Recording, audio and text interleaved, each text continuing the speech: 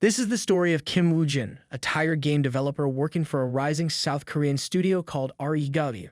For months, he's been stuck debugging the same frustrating character, Deculein von Grahan-Yukline, an arrogant mid-boss who always dies early in the game. He hates this character.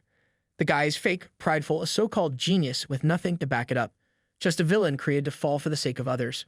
Nothing more than a stepping stone in the story. Then, one night, the screen flashes. The game doesn't crash. It ends perfectly. And the next moment, Woojin wakes up as Deculein, not in the office, not in his apartment, but inside the game. Now he's trapped in the body of the very character he designed to die. A man hated by everyone. A man doomed to fail no matter what, surrounded by enemies, buried under noble pride, walking a path lined with death flags. But Woojin has one thing no one else in this world does. He knows how the story ends. And this time, he's not going down so easily. Heavy rain pours down, drowning the world in a relentless downpour. A man sits slumped against an iron grill, his back pressed against the cold, unyielding surface. A sword is buried deep in his chest, the steel piercing through his body like a cruel final embrace. His breath is shallow, his body weak, but his spirit refuses to break. His gaze, filled with defiant pride, locks onto the woman gripping the hilt of the blade. Despite the unbearable pain, his eyes burn with a final demand. If she truly wants him dead, she must finish the job. The woman, her face devoid of emotion, does not hesitate. The blade twists inside his chest, splitting him open as blood gushes out. Not a single groan escapes his lips. Strength fades from his body, yet he does not look away. His final words slip out. He tells the woman that she looks as beautiful as ever. His trembling fingers reach up, smearing blood across her cheek. But her expression does not change. She remains as cold as the day he first captured her heart. The world around him fades and his body goes still. A notification appears, flashing on the screen. Engagement breaking. Condition: Deculein's death. Then another notification appears. Congratulations, stage cleared. A sigh of relief comes from a voice behind the screen. On the other side sits Kim Woojin, a tired man with dark circles under his eyes and a keyboard that's seen better days. He watches the game screen carefully. For hours, he has been fighting a bug that keeps breaking the final scene. Again and again, it crashed. Again and again, he fixed something and tried again. Now, for the first time, everything works perfectly. The game plays without freezing. The screen moves smoothly. The scene finishes without problems. Kim Woojin works at AAA-grade, a South Korean game studio that's been surprising the world lately. In the past, people thought the company was where game ideas went to die. No one took them seriously, but things changed. They started creating one successful game after another. Now people talk about AAA-grade with respect. Their newest game is their biggest project yet. All their money, all their time, and all their energy has gone into this one title. If it fails, the company might not survive. There's no backup plan. This game isn't like other games. The most exciting part is the dynamic difficulty. The story changes depending on what the player does. Every choice matters. Even though it's a single-player game, it feels alive. The AI thinks for itself. The characters feel real. Gamers all over the world are already excited. If AAA-grade can finish this game and launch it without problems, it could change everything. But if they fail, they'll be remembered as the studio that flew too close to the sun and burned. Players in this game are not locked into simple roles. They have a wide choice of character classes: knights with strong armor, mages with powerful spells, explorers who search the unknown, demons who play the evil path, demon hunters who fight them, nobles full of pride, and even kings who hold entire kingdoms in their hands. The game offers freedom, and every player can become whoever they want to be. If the game becomes a hit, it will rain gold for AAA-grade. But if it fails, the whole studio will come crashing down with it. There's no second chance. Kim Woojin sits back and sighs. His eyes stay on the screen, tired but focused. His thoughts turn to the character settings again. One name jumps out at him, one that has caused nothing but pain: Deculein von Grahan-Yukline. This guy has been the reason for so many sleepless nights. Woojin mutters to himself, but there's no hiding his frustration. He has been pulling overtime for months because of this single character. Deculein isn't just some background villain. He holds the title of head professor and plays a major part in the early part of the story. The episode Woojin just finished debugging focuses on his death, an important event that happens within the first 11 hours of gameplay. Deculein was never meant to live long. Woojin designed him with a very specific purpose: to lose. The guy acts clever, pretends to be important, and plays his little mind games. But in the end, he always fails, and he deserves it. For all his arrogance, Deculein is just a mid-boss, not the final threat. Yet somehow, his tangled role in different storylines kept breaking the game. Fixing him has been a nightmare. To make sure everything runs smoothly, Woojin planned his downfall carefully. This time, the arrogant villain meets his end at the hands of his own fiancée's blade. It's poetic justice. A snake like him gets bitten back. Woojin stretches his stiff arms, thinking it's time to test the game again. But before he can continue, a voice calls from behind. He doesn't turn. He already knows who it is. The voice belongs to Yu Ra, team leader of the game development group. She doesn't need to introduce herself. They share too much history for that. Once, they were a couple together for 7 long years. Good years, mostly. Even with their differences, they had found joy together. Woojin never liked hard work, but Yu Ra's fire pushed him to grow. Her never-give-up attitude rubbed off on him, turning him from a lazy dreamer into someone who could actually finish what he started. But in the end, it wasn't enough. She wanted change. She wanted someone more open, someone who would talk, share, and connect. Woojin just wasn't that person. 6 months after they'd broke up, news reached him. She had moved on. It hurt, but he didn't say anything. Now the necklace around her neck confirms the rumor. A new relationship, a new chapter. He makes a small comment about it, trying to hide the sting in his chest. She answers simply. Nothing dramatic, just a quiet truth. Yes, things are going well. His fingers tap the mouse, a rhythm to cover the awkward silence. He wishes her happiness, even if it leaves a bitter taste. He wonders aloud if he sounds a little pathetic. She doesn't answer right away, but there's a small smirk on her lips. Her eyebrows lift slightly. She doesn't mock him, but she doesn't deny it either. She tells him to get back to work. There are changes in the settings, and the character models need updates. No time to sit around in the past. There's a game to finish and a deadline to meet. Woojin lets out a groan, tired and frustrated. The script keeps changing, and every new version brings another wave of confusion. He doesn't understand why the author refuses to keep things consistent. Deculein, in particular, annoys him. This so-called mid-boss keeps coming back stronger, acting like he's some big deal, when in reality he's nothing but a glorified speed bump. A flashy one, maybe, but still just a stepping stone. Yu Ra offers an explanation. She says it's intentional. Deculein starts weak, but becomes more powerful as the story moves forward. His strength grows based on the player's decisions. Woojin doesn't say much after that. His thoughts drift, but Ara isn't finished. She drops a bomb, says the model for Deculein is actually based on him. His head snaps around. Shock hits him hard. He doesn't believe it for a second. He thinks back to how little contact he had with the author. Only met them twice. That couldn't be enough to base a character on someone. But Yu Ra just smiles, a quiet and knowing smile. She says it's true. Then, almost casually, she points out that she just killed him off at the start of the game. That makes it worse somehow. Woojin doesn't find it funny. He wonders aloud if they even have similar personalities. Ara nods without hesitation. The answer comes too fast for his liking. He sighs, then makes a half-joke, one that touches on their breakup. It's bitter and half-serious. Her expression shifts. It hardens like stone. Woojin lifts his hands, pretending to surrender. He admits that maybe he sounds a little pathetic again. That word keeps following him around lately. Yu Ra has had enough of his self-pity. She cuts him off, changing the subject. She wants to talk about the game itself. She asks about the player experience. Woojin answers honestly. He thinks the game is fun, but it stresses him out. Too much is riding on it. The future of the whole studio depends on this single release. She tells him not to worry. The early trailer has already become a hit online. People are excited. The buzz is real. He says that's good news. If things go well, maybe he'll get a bonus. His desk is near the window, and he looks outside for a second. A sleek, shiny car waits by the front entrance of the building. He turns back to Ara and nods toward it. There's a quiet joke in his voice. He points at the car and asks Yu Ra if that is not her boyfriend out there. The guy looks like he's trying too hard, like he wants everyone to know he drives something expensive. Woojin wonders out loud who's more pathetic, him or the flashy driver outside. Ara doesn't respond. Woojin then asks her what she's doing here any longer. He tells her not to make him wait any longer. She should go to him. She agrees and says then she'll be leaving now, and her steps take her away before Woojin even turns to look. He stays focused on the screen, replying without meeting her eyes. He tells her to rest. She wishes him luck with his work and walks away. To him, she has always been more than perfect, not just on the outside, but deep within. Her kindness, her fire, her strength, they all added up to something rare. She had changed his life in ways no one else could. In his eyes, she had been his greatest treasure, the only person who ever made him believe that change was possible. Something real, something worth fighting for. He whispers a goodbye even though he knows she won't hear it. The word disappears into the hum of the office. His chest feels tight for a moment, but then he lets out a deep sigh and turns his attention back to the glowing screen. It's time to test Deculein again. He shakes his head, almost laughing at how rough the author has been with this character. If this villain is really based on him, then the writer must have a personal grudge. Deculein has 6 main attributes and the backstory of a so-called magical genius. As a child, people praised him and placed him high above others, calling him gifted and rare.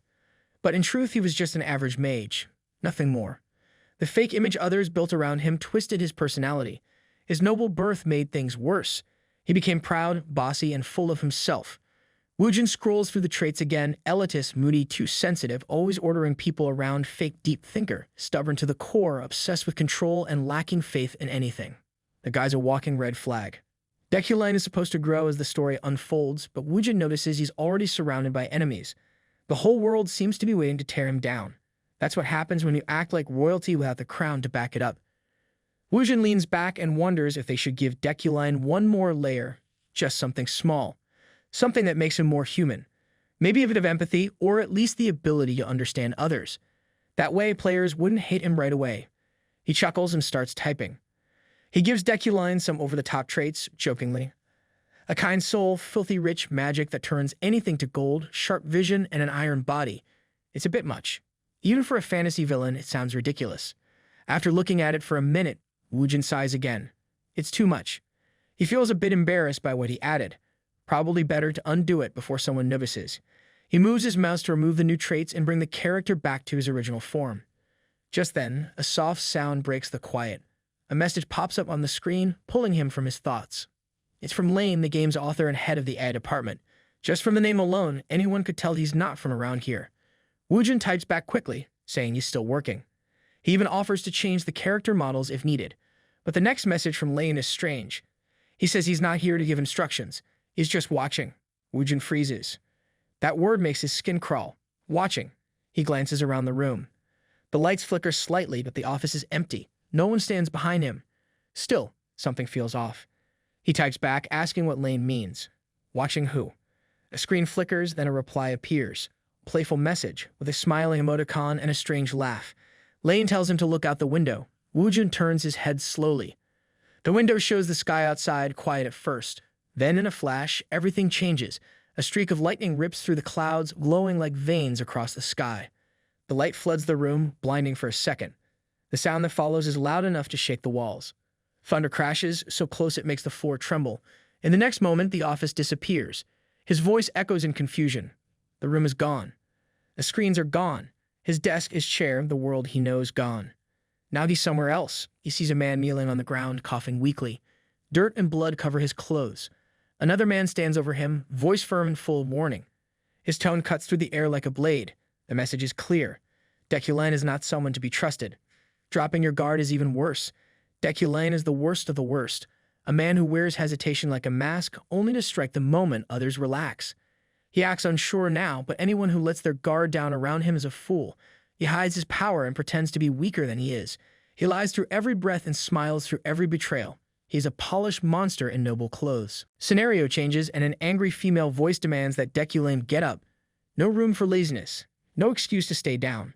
The voice drills into his head, insulting him, breaking him down. It questions his worth as a human being. Woojin hears every word, but they get differently now, because the one being scolded isn't just a character, it's him. He has been living inside the body of Deculein von Grahan-Yukline for a few days now. At first, he thought it was a dream. He even tried to sleep again, hoping that closing his eyes would take him back to reality. But no matter how many times he wakes up, the truth doesn't change. He's stuck. The angry voice belongs to Uriel, Deculein's sister. She is furious beyond reason. Her eyes flash with rage, not just as a sibling, but as someone who sees disgrace where there should be pride. She shouts, loud enough to shake the walls, demanding he stop sulking over a woman. She sees him as a shame to the entire family. She hurls the stack of papers at him with more force than necessary. The sheets scatter across the floor, some sliding under the nearby furniture. Her face is red with anger, not just because of what he's doing now, but because of what he's become. Then she gives him a final warning, telling him to get up and show up for the professor position he once held with pride, or... Then she storms out, leaving behind a silence that feels heavier than her shouting. It has now been 1 full week since that strange lightning filled the sky, and Woojin woke up in this twisted new reality. The world around him looks exactly like the one from his game. The design, the structure, the clothes, it all matches. But this is no simulation. You can feel everything. The pain, the pressure, the weight of being someone else. And not just anyone. He has become the worst character ever written into the story, a man everyone hates, a villain doomed to die no matter what he does, the coward in noble robes, the failure in the professor's chair, one and only Deculein. Woojin takes a moment to think back on everything that has happened in the past week. At first, the strange world around him felt like a dream. It was too strange, too sudden, and too unreal. But with each passing day, the sharp feeling of the cold floor beneath him, the weight of Deculein's clothes, and the heavy stare of others pushed one truth forward. This is not a dream. This is real. He is no longer Woojin, game developer.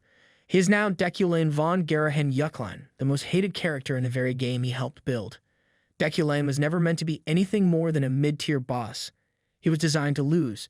Nearly every storyline in the game ended with his death. 999 out of 1,000 playthroughs dead. That's how useless and unwanted the character was. It didn't matter what path the player chose. Deculein always found a way to become a problem. He stood in the way, caused pain, and then dropped dead when his role was over. Woojin finds it hard not to laugh at the cruel joke of it all. Out of all the possible characters he could have become, he ends up stuck inside the skin of the most miserable one. The only thing even close to an advantage is Deculein's mana. His body holds a large reserve of magical energy. But Woojin doesn't know how fast it drains, how to control it properly, or what the limits are. That uncertainty makes everything worse. Having power without knowing how to use it is like holding a sword by the blade. He remembers the early stages of development. Deculein was never meant to survive. His entire purpose was to push the story forward by losing. He existed only so the main characters could rise. That thought sits like a stone in Woojin's chest. His eyes fall to the stack of papers Uriel threw at him earlier. The top sheet holds his title clearly, Professor Deculein, Imperial University. The paper is part of a lesson plan called Basic Understanding of Magic and Mindset Toward Mana. It sounds boring just by the title, but it's also his job now. Uriel von Grahan-Yukline is his half-sister. He reflects on her behavior earlier. She handed him the documents over without care, like tossing garbage onto the floor. Her attitude made their relationship clear, cold, distant, and full of disappointment. He remembers that she runs the Yukline household in his place, and from the look in her eyes, she would rather he stay gone. Woojin thinks about the woman Uriel mentioned during her angry rant. He guesses it must be Yuli. That name stings for more than one reason. The warning Uriel gave is still fresh in his mind. If he wants to keep this position as professor, then he has no choice. He has to act like Deculein. He has to get up, prepare, and will give that lecture. The word professor strikes something deep inside. Woojin has never stood in front of a classroom before. But this world isn't giving him time to doubt himself. He needs to learn everything he can, and quickly. Moreover, a system prompt had just appeared, laying out his most important goal for survival, to become someone the world could not do without. A secondary task had also popped up. He needed to deliver a lecture at the university. The reward for completing that small task was only 0.5 store currency, but in a place like this, even a tiny reward could be valuable. That goal, combined with Uriel's cold warning, pushed him to act. He is well aware of how fragile Deculein's life is. Death waits at nearly every corner. Many of those possible ends could even come from Uriel herself. She might be his sister, but trust in this family runs thin, and her eyes always seem to hold a quiet threat. The value of store currency doesn't slip past him. In this world, it could be the difference between survival and becoming just another forgotten boss. His mirrors about the lecture lessen a little when he remembers Deculein's unique trait, understanding. He had added that attribute himself. Woojin gave it to Deculein as a way to make him slightly more human, something for the players to connect with. Now, that same trait might help him survive. He dresses in Deculein's noble clothing, feeling the strange fabric wrap around his nude body. The clothes feel expensive, clean, and a bit too formal for someone who once wore the same hoodie for days at a time. The bathroom is large and spotless, nothing like the small one-bedroom apartment Woojin used to live in. Yet his movements are smooth and confident, as if this life had always belonged to him. The attributes of this body begin to show. Intimidation, dignity, and an impeccable sense of style, these are not things Woojin had in his old life. The way he stands, the way he talks, even the way he thinks, Deculein's identity begins to surface. It doesn't take over, but it blends into his actions. He catches himself following noble customs without even trying. There's still a clear goal: gather as much information as possible. But even with that in mind, the idea of standing in front of a class and teaching no longer feels impossible. Somehow, it feels like second nature. In this world, Deculein is a noble, a person of status, a man born into power. Woojin scoffs at the thought. He may be tall and decent looking, but back in South Korea, he was just a regular guy. His own ex-girlfriend once described him as a lazy mess, a man full of excuses, not ambition. That version of him still exists beneath the fancy robes and expensive shoes. He reminds himself not to forget who he is. No matter how convincing this world becomes, he refuses to lose the core of his own identity. He steps into the car waiting for him. The comfort hits him right away. Soft leather, polished surfaces, a scent of wealth in the air, it's a level of luxury he has never experienced before. It reminds him of that guy his ex is dating now. The type who shows off his money like a badge. The thought still bothers him. Inside the car, a young man greets him nervously. The tone is respectful, and the title professor is used without hesitation. The man hands him a document, looking unsure but obedient. Woojin assumes he's some sort of assistant or secretary, someone who's used to following orders without question. Curious, Woojin asks if the young man is a wizard. The answer that comes is quick and polite. The man has been serving Deculein for 3 years. Woojin quickly sets this aside and shifts his attention to the document in his hands. At first, he expects to find lecture notes, maybe some rough points or a list of topics to discuss. Instead, what he finds is a complete script. Every word, every pause, even the flow of the lecture has been written out in detail from start to finish. It becomes clear right away Deculein never prepared this himself. A man full of pride but lacking the real skill to back it up wouldn't bother with something so tedious. This must be the work of the young assistant. The boy probably handled everything behind the scenes while Deculein took all the credit like the pompous fraud he was designed to be. Woojin looks at the assistant and thanks him, telling him he did well. The boy nods politely and seems almost surprised by the kind words. Woojin then suggests he rest until they arrive. The response is obedient, calm, and practiced. But deep down, Woojin feels a strange discomfort. It creeps in slowly like a shadow he didn't notice until it wrapped around his chest. He wonders if this uneasiness is truly his, or if it's something bleeding in from Deculein's personality. Maybe this body, with all its rigid pride and noble filth, is starting to sink its claws into his mind. The driver speaks, snapping him out of his thoughts. They've arrived. Woojin steps out and takes in the scene. The Imperial University stands tall and proud. The place is massive, a shining symbol of power and knowledge. Every stone looks expensive. This is where Deculein works. This is the world he must now live in. Inside Rotio Hall, students wait, their eyes bright with curiosity and expectation. They whisper among themselves, voices low but excited. Some talk about how lucky they are to attend a lecture by the head professor. Others speak about Deculein's rare talent for spell interpretation and how he was once called a child genius. What a joke. The same people praising him now would probably stab him the moment he slipped. All that respect, built on lies and reputation. Woojin knows better than anyone how fake it all is. He walks to the front, standing tall in the role he now must play. He introduces himself formally, speaking with the kind of calm authority Deculein would be proud of. Some of the female students murmur softly, clearly taken in by his looks and intelligence. But among the crowd, one student burns with hate. Her thoughts are loud and bitter, sharper than a knife. She sees nothing admirable in him. To her, Deculein is not a respected professor. He is trash. The man responsible for destroying her father. The moment she sees him, she knows this is the enemy. The girl in the crowd, the one burning with quiet rage, is named Ephraim. 3 years ago, her world crumbled in a single cruel moment. Her father, Kagan, had dedicated his life to the study of spell interpretation. It wasn't just work for him, it was his life's passion. But everything he built was taken from him. His thesis, the result of countless years of research, was stolen. And the thief was no other than the so-called genius, praised across the empire, Deculein von Grahan-Yukline. People clapped for his brilliance. They celebrated his rise. But no one saw the blood behind his success. Ephraim's father, broken by betrayal and humiliation, took his own life. That tragedy tore through her like a storm. After his death, Ephraim lost everything. Her noble title, her family's home, their land, all gone. She was left behind with nothing but grief and hate. And she made a promise. One day, she would take back everything. She would not let her father's name be forgotten or his murderer go unpunished. Through pure determination, Ephraim clawed her way into the Royal University. It wasn't easy, not with the shadow of her ruined family hanging over her. But she didn't stop. She couldn't. Because this university wasn't just a school. It was a battlefield. And her target stood at the center of it, Deculein himself. She knew the truth. That fancy title of his, the lectures, the fame, it all sat on a stolen throne. His so-called skill and spell interpretation was nothing more than her father's stolen legacy. Every compliment he received, every round of applause was a lie. Her rage only grew with each smug step he took through those halls. Arrogant, entitled, and rotten to the core, Deculein had no right to be where he was. But Ephraim is not reckless. She keeps her hatred tucked away behind a mask of calm. Revenge requires patience, and she is willing to wait for the perfect time to strike. At the front of the lecture hall, Deculein begins his lesson. His voice carries power.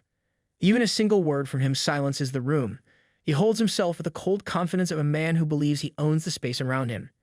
He introduces himself again formally, this time focusing on his status. Head professor of the Magic Tower, a monarch mage, a rank that stands at the 4th tier among magic users. It's the kind of title that makes others sit up straighter. He then begins to explain the fundamentals of magic. His tone is steady, practiced, and firm. He breaks magic down into 2 parts, attributes and types. Most students already know this, but he goes over it anyway, setting the groundwork. Attributes are the roots, the origin of all magic. They include elements like fire or water, materials like metals or crystals, and objects that act as channels or conductors. The types of magic he lists include 9 categories: summoning, spirit, destruction, support, enchantment, manipulation, ductility, bewitchment, and harmony. To his surprise, the lecture goes far more smoothly than expected. Even though he's just reading from a script someone else prepared, the concepts begin to make perfect sense in his mind. The understanding attribute shows its true value.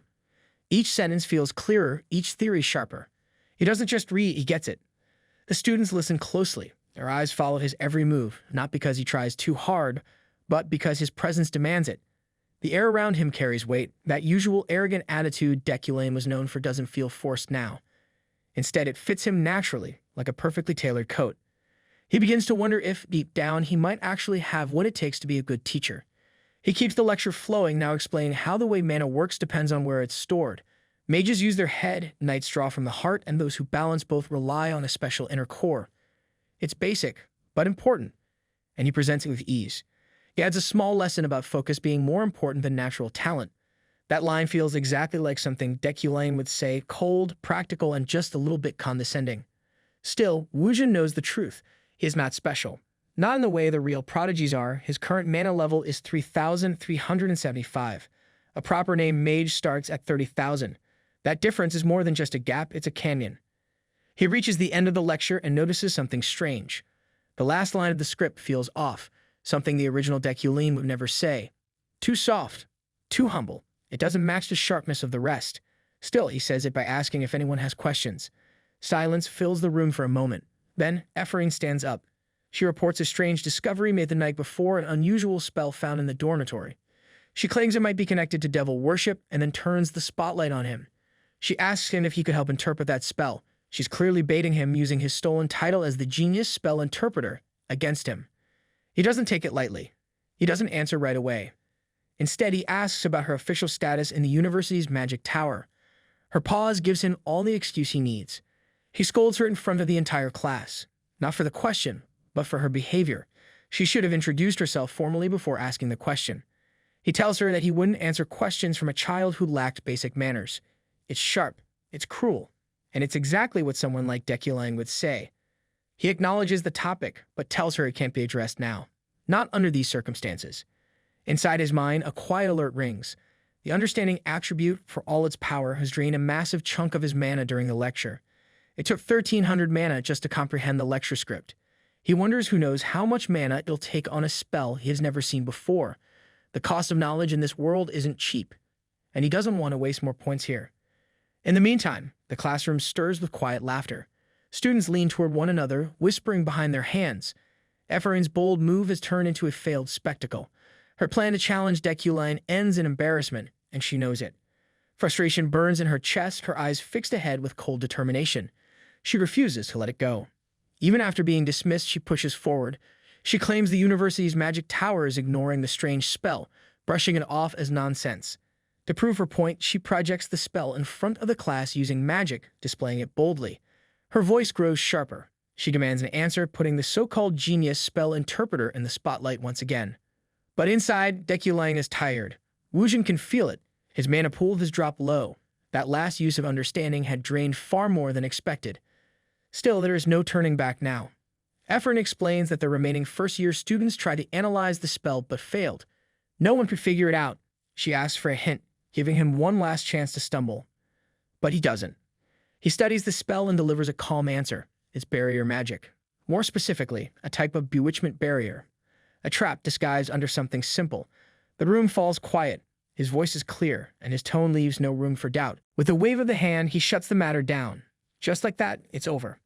A quiet notification appears. The side quest completes. He earns 0.5 store currency. A while later, elsewhere in the university, Ephraim sits in the cafeteria, chewing her food with far more anger than hunger. Each bite feels like a silent curse. She had walked into that classroom with the intention of exposing a fraud, but instead she only ended up helping him. Her question made her look like a fool. Her lack of etiquette gave him the upper hand. And worst of all, he actually answered. Ephraim bites her lip and clenches her fists. She tells herself that there's no way he could have known.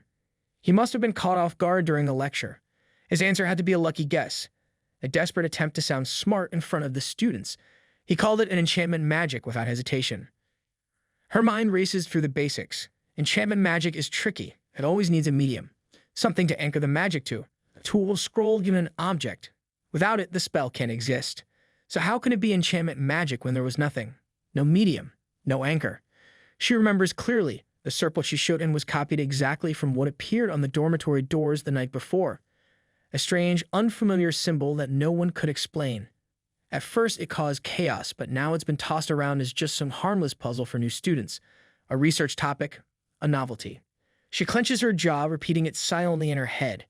She knows he's full of crap, but before she can calm down, another student rushes over to her table, excitement all over her face. She calls Ephraim's name and nearly trips over herself in a rush to speak. The girl explains they've been analyzing the magic circle since that morning. And now it finally makes sense. It's a barrier spell. Once they reformulated the structure, everything clicked. Ephraim sits frozen. The student keeps talking, full of admiration. She says they had been too scared to ask Deculein anything. His sharp gaze and cold voice kept everyone at a distance. But Ephraim, she spoke up. She had guts. Ephraim blinks in confusion. None of this makes sense. She repeats the question, hoping she misheard. Was it really a barrier spell? The girl nods like it's the most obvious thing in the world. Then she gushes about how amazing Professor Deculein it is. How did he know it was enchantment-type magic without even having a medium?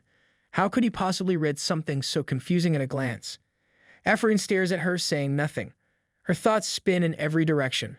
The student waves goodbye, thanking her and promising to include her name in the final report. Then she disappears into the crowd, still buzzing with excitement. Ephraim forces a smile, but inside it feels like something is dying. Her entire plan to humiliate him to reveal the truth behind his fake reputation has done the opposite. She tried to ruin him. Instead, she made him look even more brilliant. Now students are praising him more than ever. Her stomach turns. She looks at the lecture poster for the semester. Understanding elemental magic. Another chance for him to shine. Another stage built for a man who doesn't deserve it. Then a few words echo in her mind like a curse. Know your enemy and you will win. That wasn't just advice.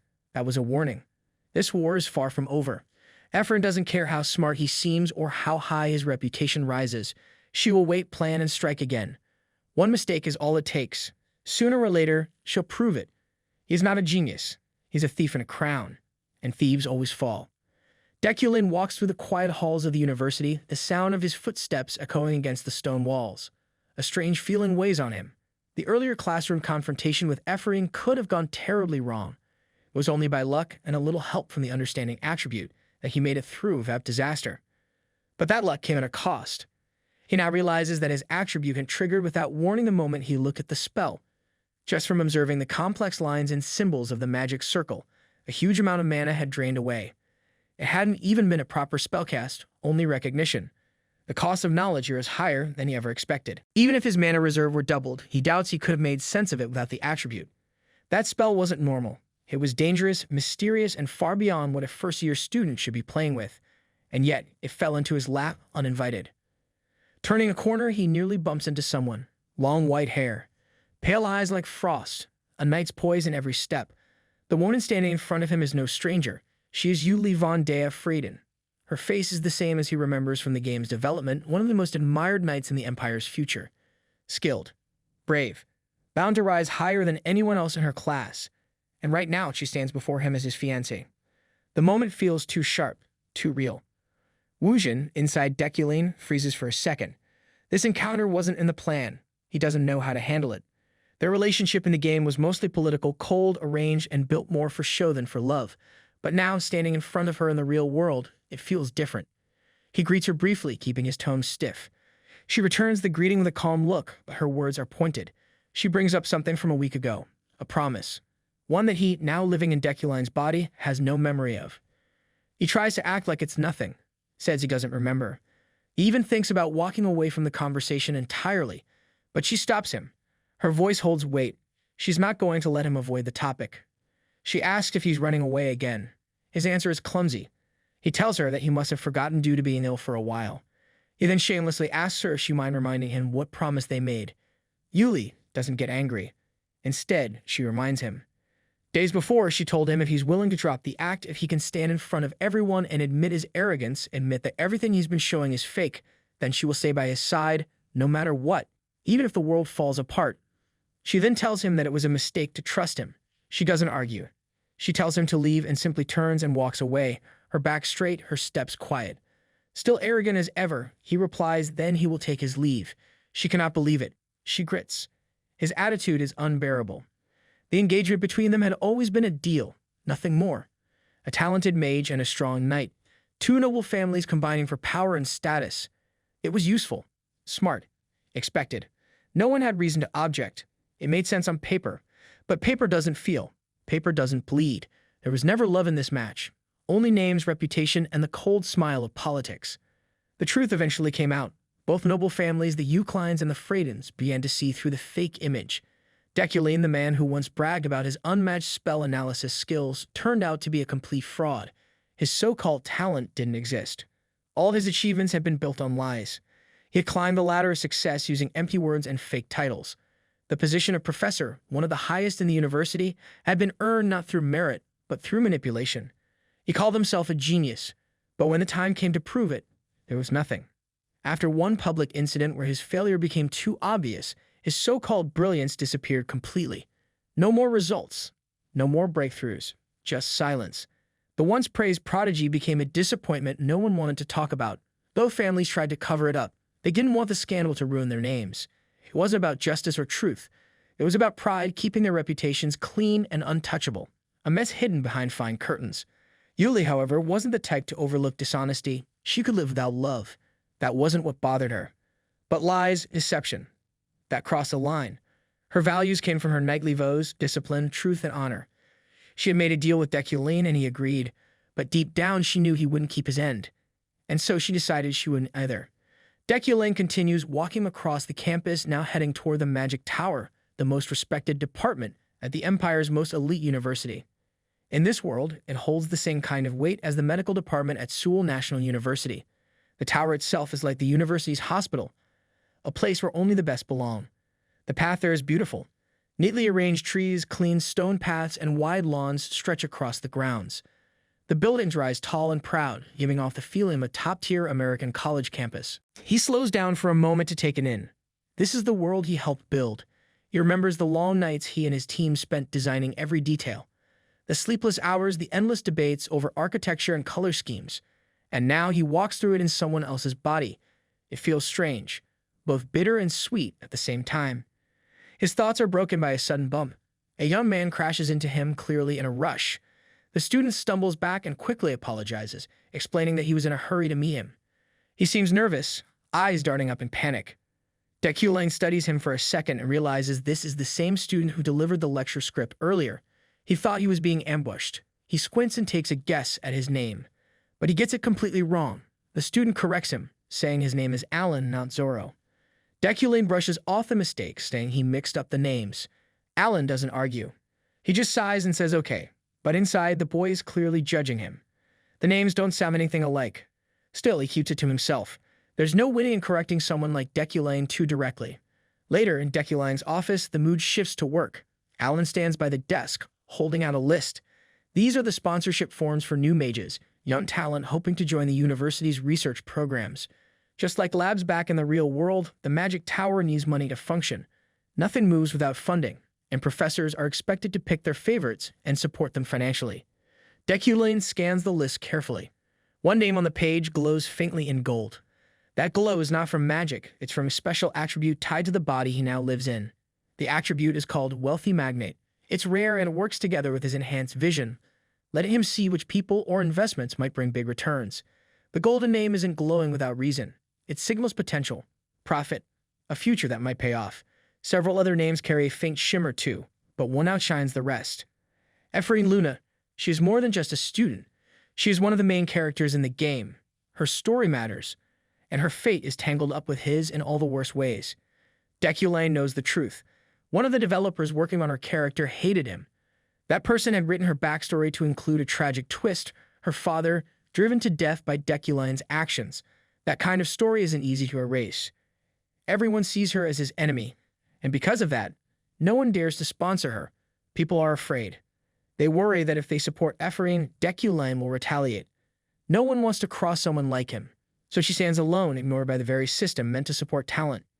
If things continue like this, the story will unfold just like it did in the original game. The engagement gets cancelled, Efrain rises, and Deculein dies. The story wants him dead. The villains, the events, the entire game's fate, they're all pushing him toward a bad end. His death isn't just a risk, it's practically scheduled. A sword in the chest. A magic blast to the head. A quiet sip of poisoned wine. A bomb planted under his seat. The possibilities are endless.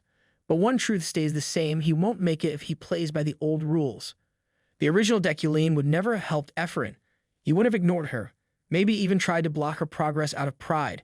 But Woojin is not that man, and he doesn't plan to die like one either. He grabs a pen and begins to write. New instructions form in his mind. He tells Alan to submit the sponsorship documents and to collect some books from the library. Research needs to start now. There's no time to wait. Alan nods and leaves, still probably wondering what's going on. Deculein, this cold, proud professor, is making choices no one expects. And that's exactly the point. Deculein sits with one clear thought: money is survival. In this world filled with enemies and hidden traps, wealth isn't just power. It's protection. With enough money, he can dodge death, buy safety, and build influence. Investing in a young mage like Efrain is a start, but it's not enough. That alone won't save him. This body, Deculein von Grahan-Yukline, isn't built to win. In the game, he was nothing more than a mid-level boss, a roadblock. His job was to lose, to die in some dramatic way that made the main characters look good. And those same characters are now walking around, breathing, and very capable of killing him without a second thought. He looks at the long road ahead and knows he needs a new path, a real plan. Natural talent he has almost none. In a world where monsters and heroes are everywhere, Deculein is painfully average. His magic isn't impressive. His combat skills are weak. He isn't even well-liked. Most people want him dead just because it would make things easier. But there's one thing he does have: his attributes. These special traits, hidden beneath the surface, are the keys to rewriting his fate. He may not be able to use all four elements like the strongest mages, but he has potential in earth and fire. And when combined with his ability to manipulate objects, a powerful trait unlocks: Midas Touch. This rare attribute is no joke. It consumes mana to bring out the hidden potential in others. Not just magic, value, power, opportunity. He can turn something ordinary into something priceless if he learns to control it. His metal affinity also gives him access to telekinetic control. That means he can move weapons without touching them, floating blades, mental attacks. A skill often ignored in this world, even though it's incredibly useful. People overlook it because it's not flashy. But Deculein sees it for what it is: a way to fight without brute strength. To make all of this work, he must master manipulation. And that starts small, very small. He opens the book about basic telekinesis he got. He focuses on it and channels his mana. The moment he connects, information rushes into his head. Everything about basic telekinesis becomes clear.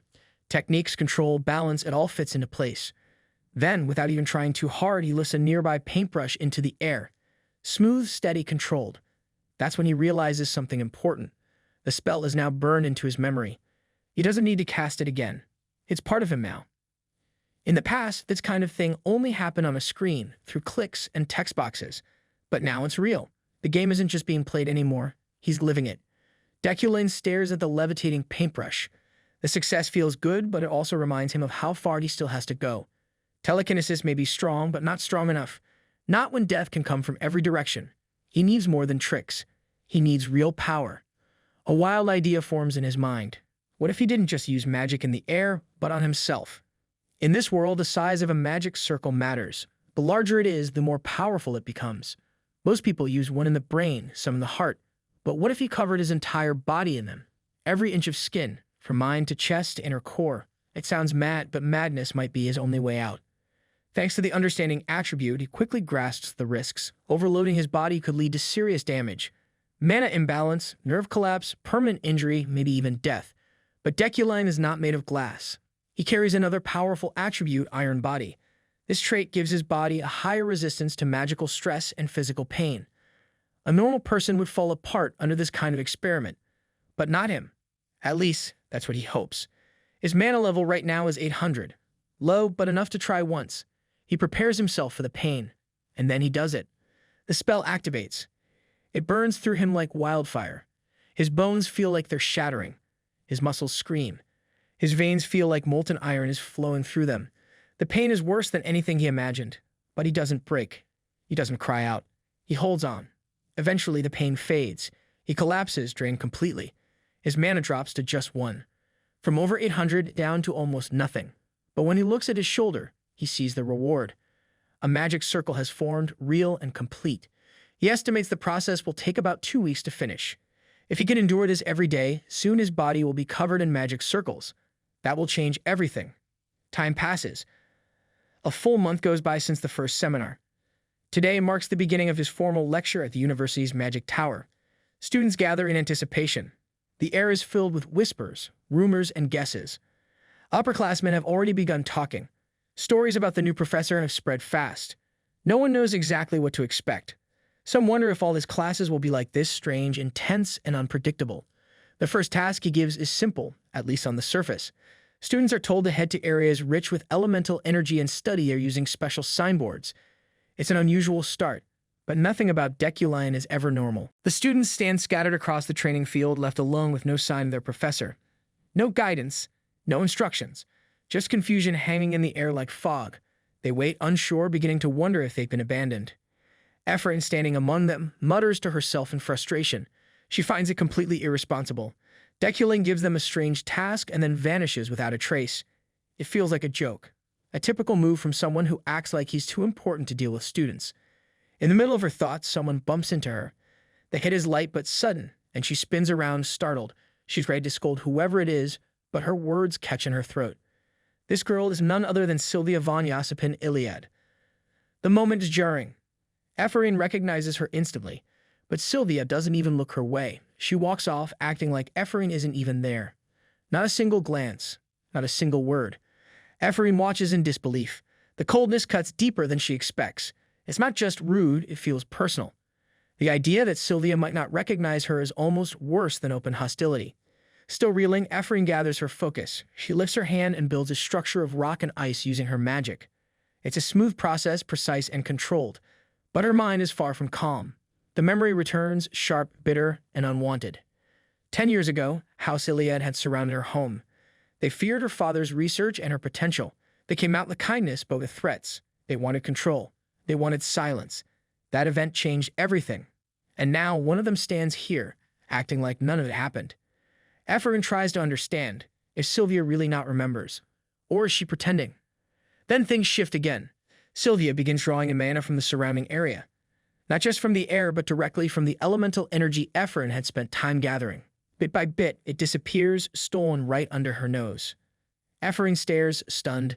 Sylvia behaves like they've never met, but clearly holds something against her. Ephraim snaps. She points at Sylvia, furious. She calls her out for stealing mana, trying to push her aside, and using magic to force her to drop her gathering tools. The words come sharp and fast. All the frustration from the last few minutes spills out at once. But Sylvia just stands there, confused. Her face shows no guilt, no shame, only confusion, as if Ephraim is speaking in a foreign language. Then she speaks. She says she doesn't even know who Ephraim is. But she does know her father, the man who once held a noble title, now nothing more than a name on a grave. What follows is worse. Sylvia doesn't just mention him, she mocks him.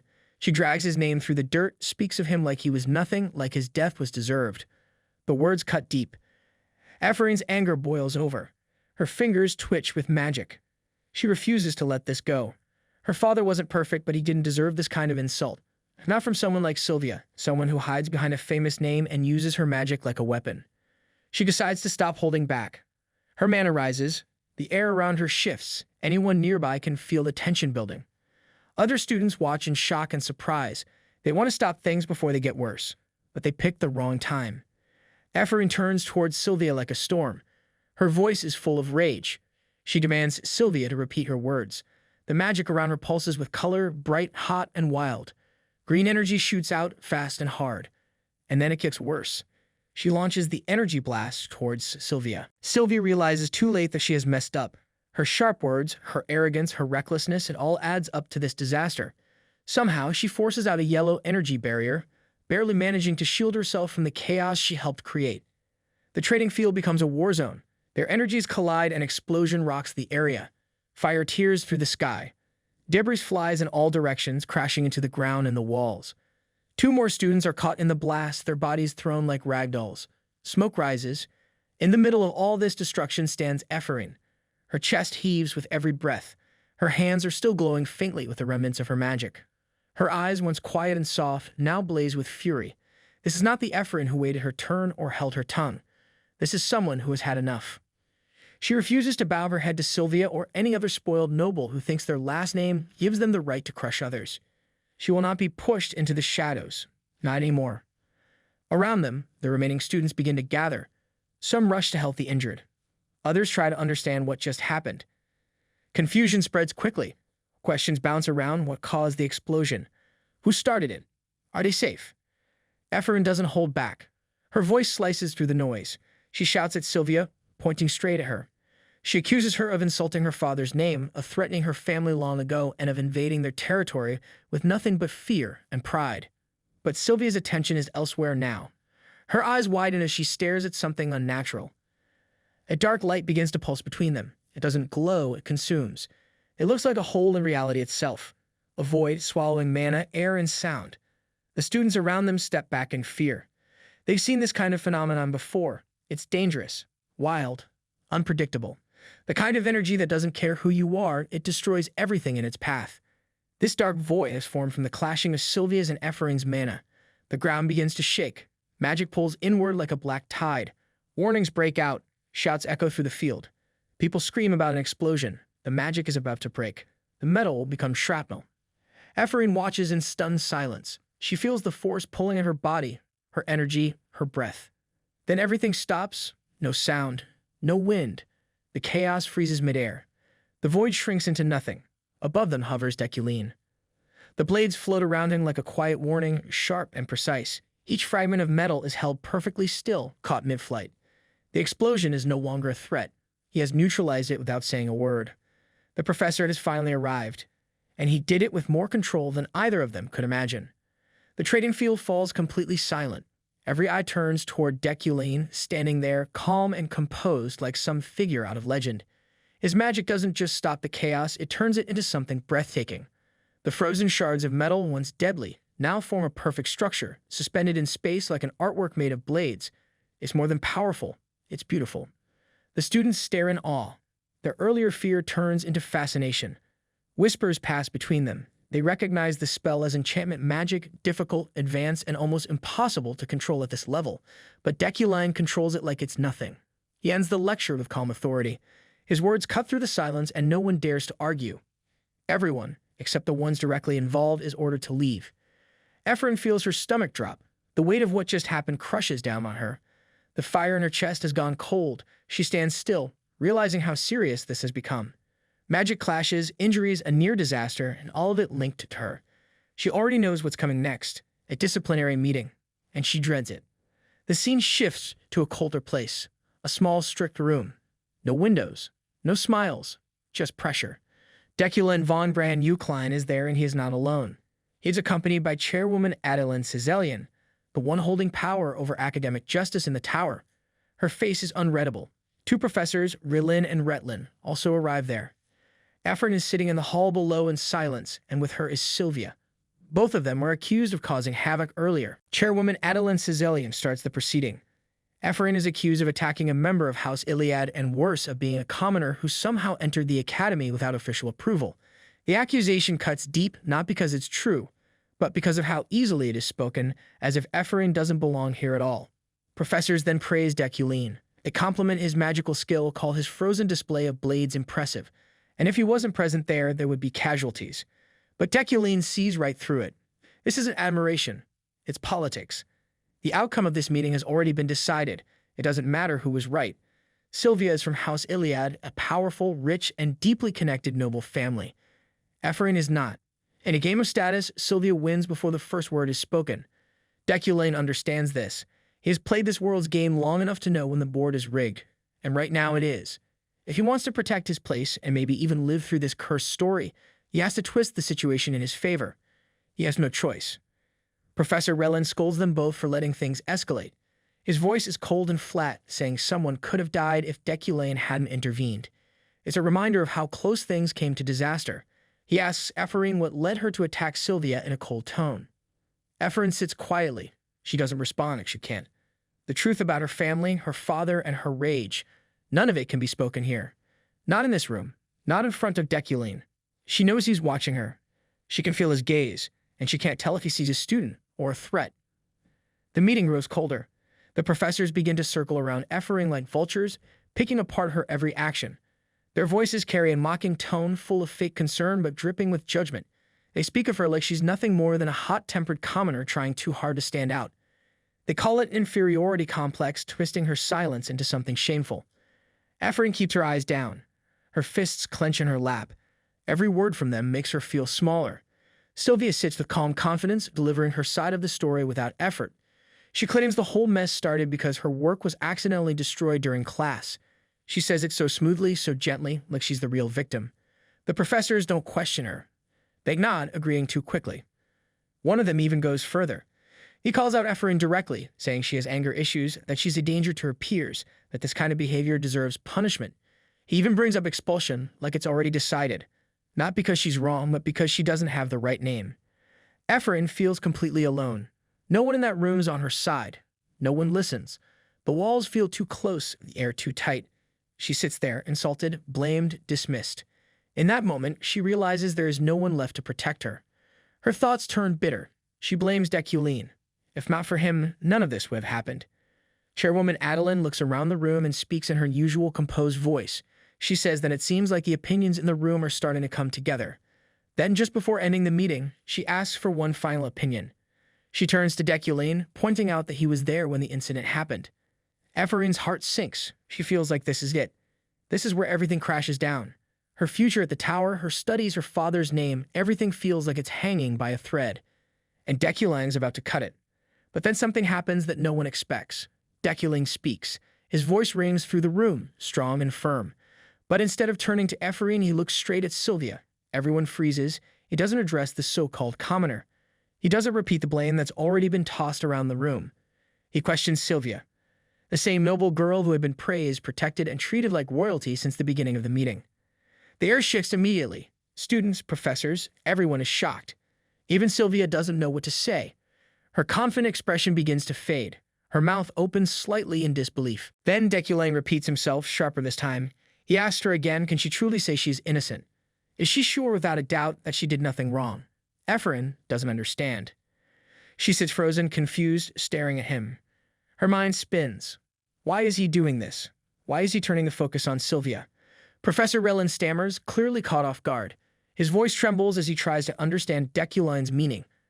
The situation is slipping out of his control. Deculein doesn't stop. He challenges Sylvia directly. He tells her she had the power to stop the situation, but she chose not to. He points out that everyone expected great things from her, so is this all she's capable of? The words hit hard. Sylvia lowers her head. The proud daughter of House Iliad suddenly looks small. She finally speaks. Her voice is quiet, filled with shame. She admits the truth. She didn't stop the chaos because she wanted Ephraim to be punished more harshly. A noble who let someone suffer just to feel superior. So much for grace. Ephraim can barely believe what she's hearing. Sylvia, who stood untouchable just moments ago, has now confessed to manipulating the situation for her own benefit. But even more confusing is Deculein. Why is he doing this? Ephraim turns the thought over in her mind. She doesn't understand. Out of everyone here, she's the one who lost control. She caused the most damage. In her eyes, she's clearly at fault. So why isn't she the one being questioned? Why is the villain defending her? Professor Relin, still shaken, tries to bring the blame back to where he believes it belongs. He insists that in every situation, it's the aggressor who must be punished, not the one defending themselves. He stutters through his argument, clearly uncomfortable with how the meeting has shifted. But Deculein doesn't flinch. He responds without hesitation, cold and direct. If that is the logic they want to use, then the fault lies with him. He was the one who arranged the lecture that day. He was the one who gave the assignment. So if someone has to be blamed, let it be him. Rillin, of course, quickly backs down. No one in the tower wants to point a finger at Deculein, not even those who have supported Sylvia from the start. But something in Rellin's expression changes. His usual smugness fades into quiet thought. He can't ignore how Deculein's defense, oddly enough, feels fair. Ephraim watches it all unfold in disbelief. He's challenging the very professor who has been shielding Sylvia. He's flipping the whole conversation and somehow doing it with confidence. For the first time in this awful room, Ephraim feels something other than fear. She feels seen. A small flicker of hope stirs in her chest. She doesn't understand his reasons, but she can't deny it anymore. Deculein is standing up for her. She keeps her eyes on him, thoughts racing. This doesn't make sense. He should be trying to get rid of her. That's what the Deculein she knows would do. He's the villain, the arrogant, cold noble, the man who crushed people like her without hesitation. So why? Why go this far? Chairwoman Adeline speaks again, her voice cutting through the heavy silence. She announces the final decision. There will be no punishments, no expulsions. This fight, full of mistakes and danger, will be written off as a clash between two first-year students. Ephraim doesn't move. Her hands tremble slightly as she clenches her fist. She can barely believe it. She had prepared herself for the worst. Her mind had already accepted the idea of being thrown out. She was sure Deculein would make an example of her, but he didn't. The meeting ends and people begin to leave. Conversations return. Footsteps echo across the hall. Rillin walks beside Deculein, now changing his tone completely.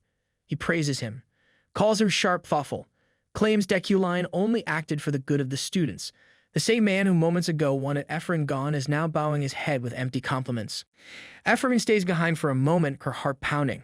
Then she calls out. From the lower end of the hallway, she raises her voice and asks to speak with him. Just one question. She watches him turn to face her. Inside her mind, questions scream.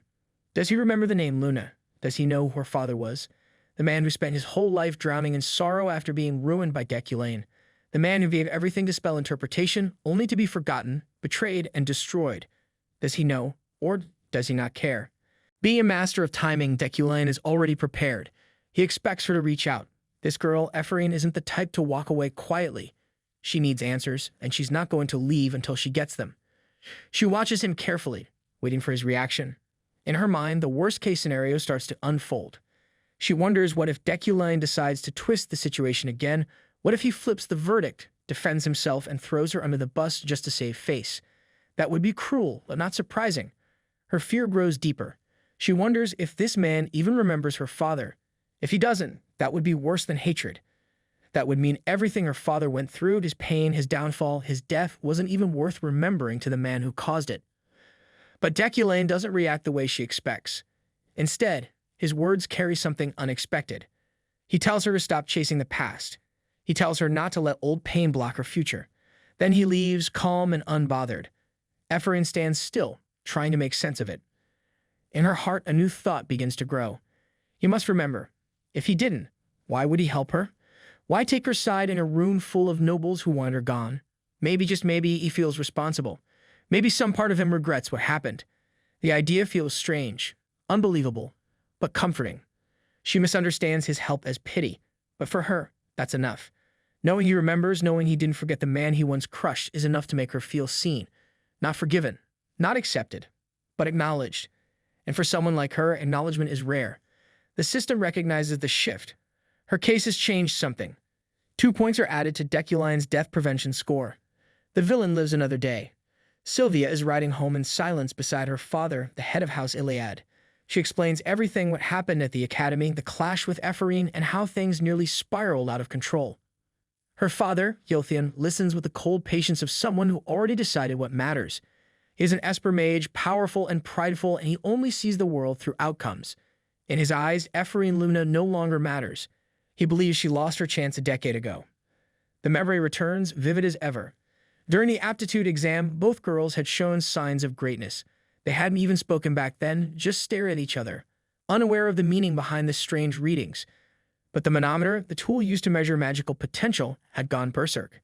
It predicted something almost impossible: 2 future archmages. The title of archmage is not handed out lightly. It's a level of power beyond royal favor or political influence. Emperors cannot touch those who reach it. Their names are burned into history. They become legends. In every era, only 3 people are sent to reach that level. No matter what type of magic they use, that rule has never changed. Right now, only one name is confirmed, Demerkin. Another candidate, Chairwoman Adeline of the Magic Tower, is close to reaching it. That leaves one final spot, the final throne. And both the Luna and Iliad families once stood across from each other for it. Now the competition has returned. Old wounds reopen. Gilthian never forgot. He had always wanted that title for his daughter, no matter what. So much that he crushed the Luna family in advance. He forced Ephraim's father into silence, used power to block her path, and made sure Sylvia would have no real rival. It was never a fair fight. Sylvia knows this. She knows her family's actions were extreme. But she also knows it was not just ambition. It was her fate. Her father believes it. Her family expects it. And deep down, she believes it too. Becoming an archmage is not just a dream for her. It's a throne built on someone else's suffering. And she intends to claim it. That's why Ephraim's words hit Sylvia harder than she expected. Even though she tries to play it off, blaming luck or timing, the truth stings too deep. Somewhere beneath her pride, she knows it's not just bad luck, it's guilt. Gilthian, however, doesn't lose sleep over Ephraim. His attention is locked on someone else, Professor Deculein. To him, Deculein is a puzzle. He brushes it off at first, calling him an average man who only showed genius in his youth. But the concern is there, men like that are dangerous. If they rise again, they do it fast and quietly. A dark horse is always the one no one sees coming. Sylvia already knows what her father fears. She saw it with her own eyes. The explosion at the academy was messy, loud, unforgivable. On the surface, she erased Ephraim's mana. But beneath that chaos, she planted something deeper, a trap designed to turn the clash into a catastrophe. A trick that would unleash the void and make Ephraim look like the villain. It was a clever move, precise, hidden. And yet, Deculein saw it all. He gave her a look that froze her in place. It wasn't anger. It was understanding. He knew exactly what she had done, even though she took every step to keep it unnoticed. No words were spoken, but his message was clear. He had seen through her plan from the very start, but instead of exposing them, he offered a different path. A third option. One that didn't end in disaster. One that kept both of them alive and intact. It wasn't kindness, it was control. A silent demand for them to follow his script, to play their roles in the story he was writing. Sylvia underestimated him. She thought she could stay 3 steps ahead. She thought her plan was flawless. But Deculein didn't just survive the explosion, he took charge of it. And now she's left wondering what kind of man he truly is.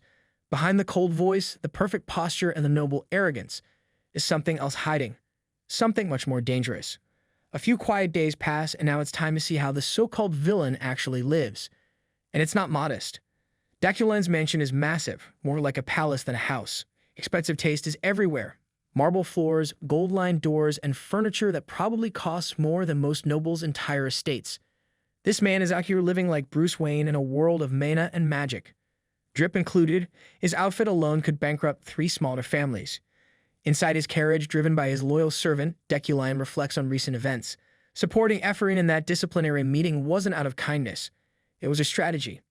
That decision erased one of his many death flags and added another half-point to his store currency, a win all around. He didn't expect Ephraim to reveal herself so early, especially not with so much hostility. From their first interaction, her glare said it all. She had a grudge, and it wasn't subtle. Still, his decision to protect her put him directly at odds with Sylvia. Now he's earned her hatred too. The math checks out. That was still the best move. Let the noble girl sulk. He's not in this world to win popularity contests. He has bigger problems, like store currency. Deculein still needs at least 5 full points to unlock the store. Until then, his options are limited. Every opportunity to earn currency is gold, even annoying side quests. That's why he's attending the Flower of the New Year event, a noble gathering he'd rather skip. But the reward for going is another half point, and he's not about to leave that on the table. The moment he arrives, nobles gather in greeting. They show the usual fake respect, with smiles that don't reach their eyes and laughter that sounds like it was rehearsed. Expensive drinks, sparkling clothes, empty words. Every corner of the room stinks of status games. But this is the perfect place to interact with named characters. Among the crowd, one figure stands out, someone familiar. A helm. A character Woojin himself designed back in the development phase. Seeing him in person now feels strange but also useful. Then, out of nowhere, an older man approaches. He shouts Deculein's name across the room like they're long-lost friends. The sound cuts through the music, the talking, everything. Everyone turns, especially the ladies. Now all eyes are on him. Deculein feels the weight of 100 gazes. That calm and collected confidence he had before walking in is gone. Just like that. So much for keeping a low profile. Just then, Deculein catches a name he cannot ignore, Ganesha. The sound comes from somewhere deep in the crowd. He immediately tunes out the person in front of him. This is too important to miss. Ganesha isn't just some random adventurer. She's a powerhouse. Fifth strongest character introduced in the entire story. Missing a chance to interact with her would be like dropping a winning lottery ticket down the drain. In a world full of backstabbers and death throats, characters like her are priceless. Deculein starts scanning the room with sharp focus, pulling apart the noise and faces like he's peeling layers off an illusion. But no sign of her. His mood tightens. Every second counts, and something shifts, a feeling. He turns slightly, and of course, she's standing on the upper level behind him. Scarlet hair, piercing eyes, Ganesha is watching the party below like a queen over her battlefield. Cold, quiet, and absolutely lethal. That's her reputation. And she lives up to it, just by standing there. Deculein quickens his pace, already calculating the best way to spark a meaningful interaction. One that earns points, one that flips future events in his favor. Then disaster strikes. Right on cue, the walking migraine named Ihelm blocks his path. This guy, an exclusive mage of the royal palace, matched in rank with Deculein as a monarch. But rank doesn't equal class. Helm's got the attitude of a stray dog and the timing of a curse alarm clock. He starts talking, loudly, casually, rudely. He makes it sound like Deculein should be honored just to be remembered by him.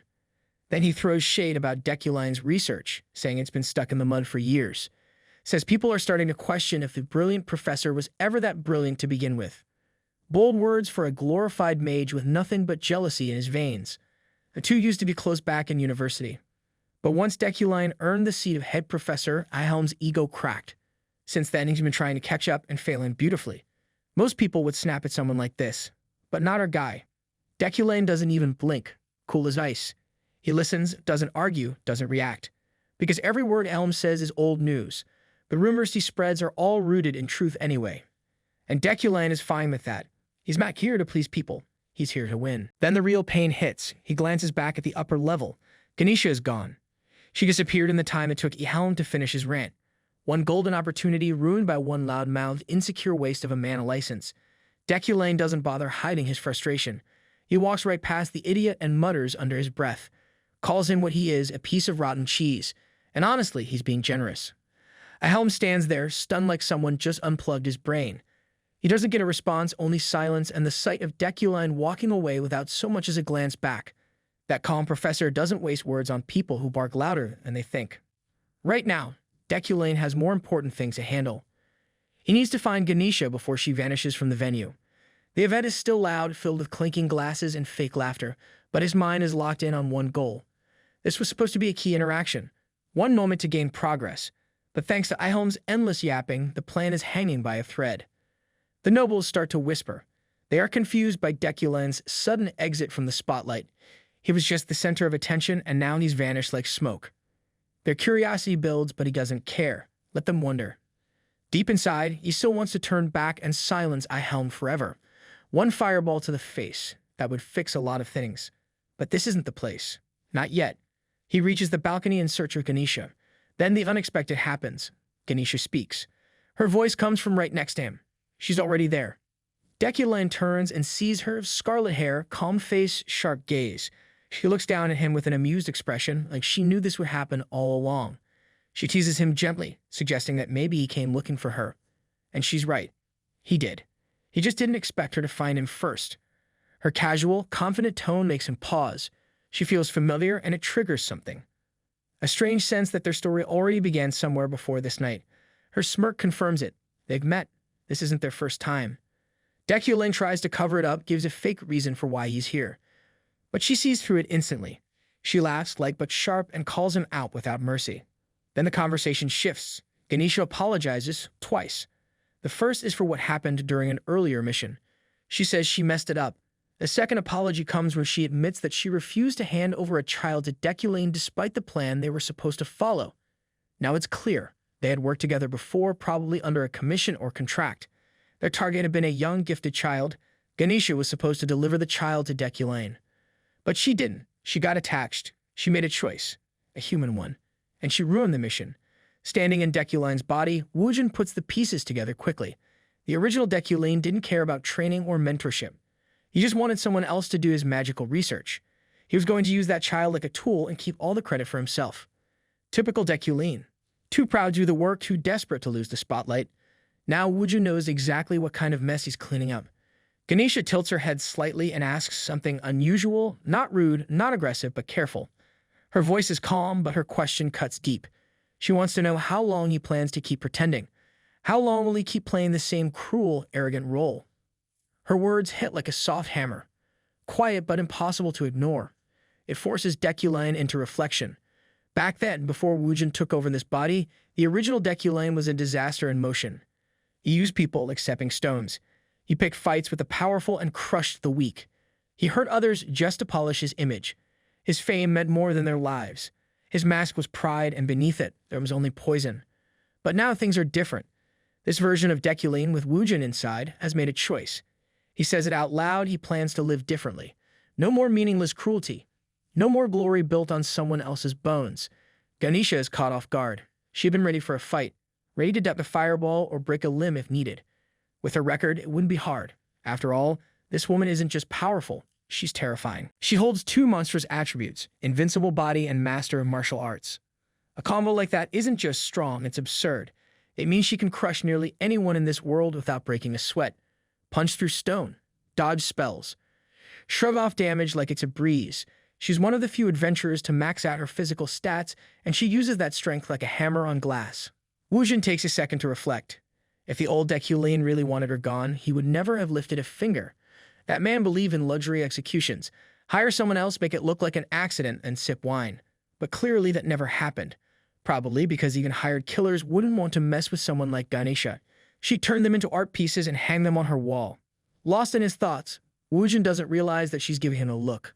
Her expression says it all. She's trying to figure out if he's lost his mind. Maybe he fell, maybe he got struck by a spell, or maybe he just finally hit the reset button on his personality. Whatever the case, the version of Deculein standing here now feels like a total stranger.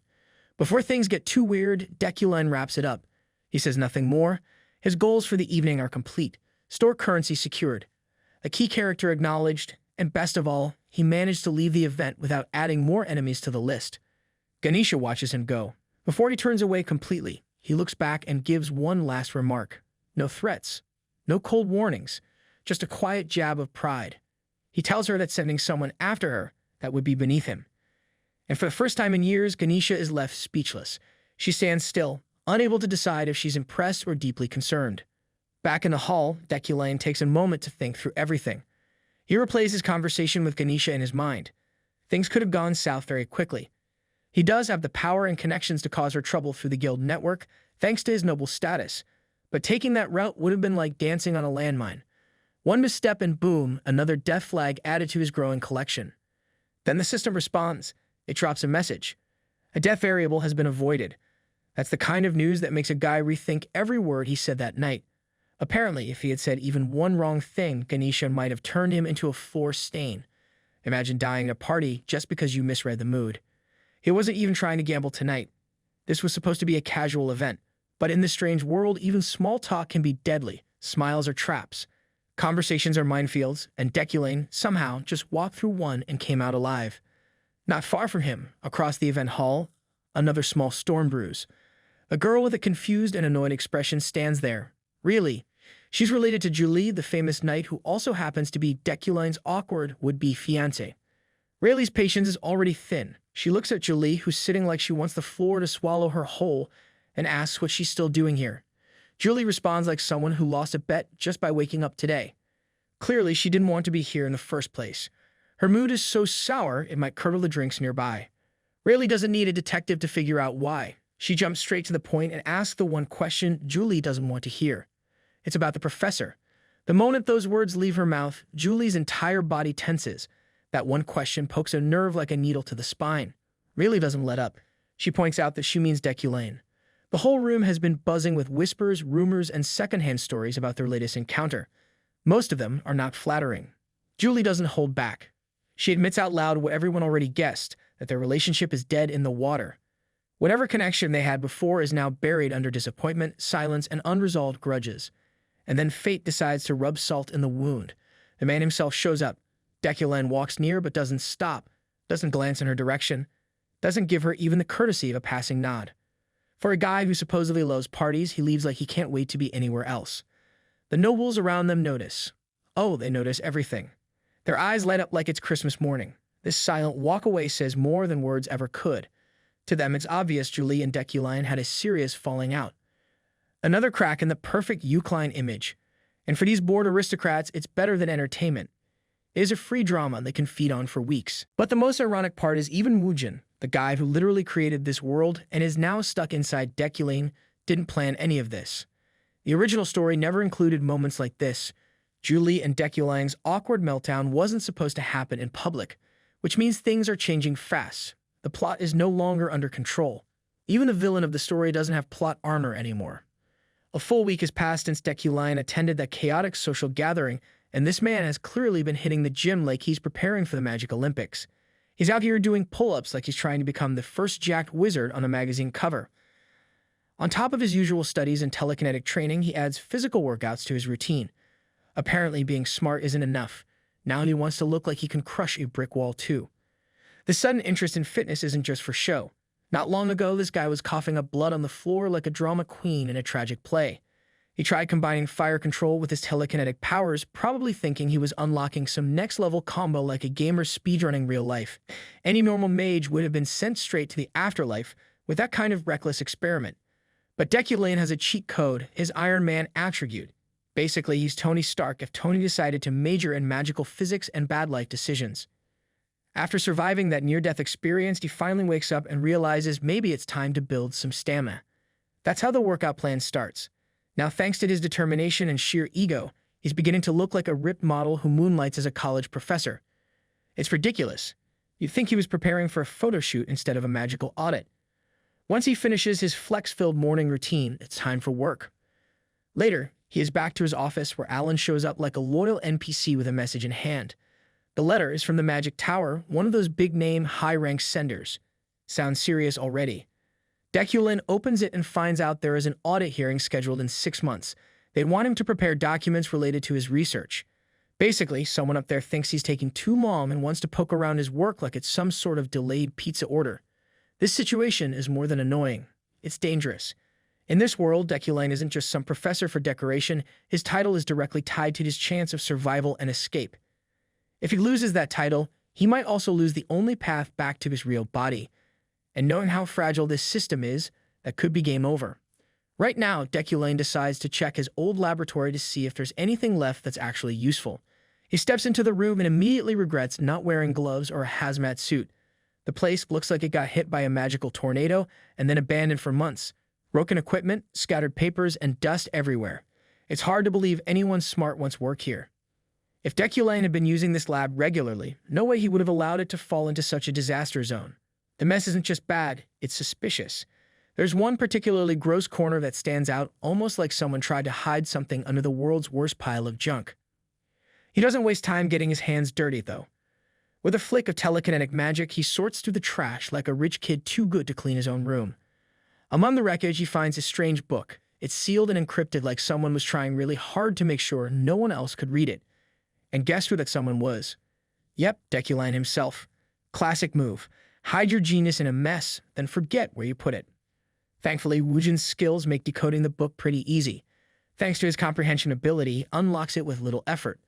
The moment the book opens, a bright golden light shines from the pages like it's trying to flex its importance.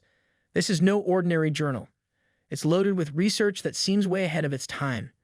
His wealthy magnate and sharp eyesight attributes kick in, confirming the book is valuable. But there's a catch, it's incomplete. Lots of pages are torn out or left blank. Even so, the research glows with promise, like it's begging to be finished. Then something unexpected catches his eye. A pendant. Inside is a picture of Ephraim Luna and her father. That's when the pieces fall into place. Turns out her father used to work under Deculein as a researcher. And not in a fun, friendly mentor way, more like to squeeze every drop of work out of you and take the credit way. This explains everything. The Luna family has every reason to hate his guts. Because of Deculein's selfish ambition, Ephraim has grown up carrying the weight of a broken past and her father's suffering. He literally tortured her dad's reputation just to boost his own name. Now something in Deculein finally shifts. Maybe it's guilt, or maybe Woojin's influence is finally getting through that thick, arrogant skull. He makes a decision. He's going to finish the research, not just for power or prestige, but to finally give credit where it's due. Once it's complete, he plans to add her father's name as a co-author. A small step toward redemption, but let's be real, he still owes Ephraim like 20 more apologies and a lifetime supply of therapy. Inside one of the university cafes, a group of commoner students have gathered like a small rebellion squad. They're tired of getting stepped on by the nobles, so they've decided to form their own group.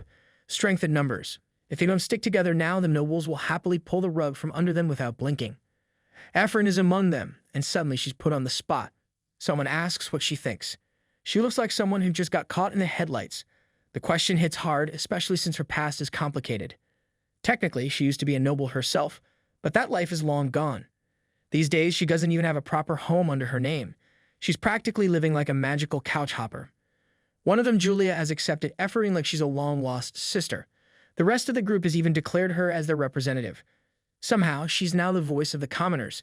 It's probably not what she had in mind when she walked in looking for a snack. One of them suggests they make the club official by getting a professor's approval. Seems like that's the final hurdle.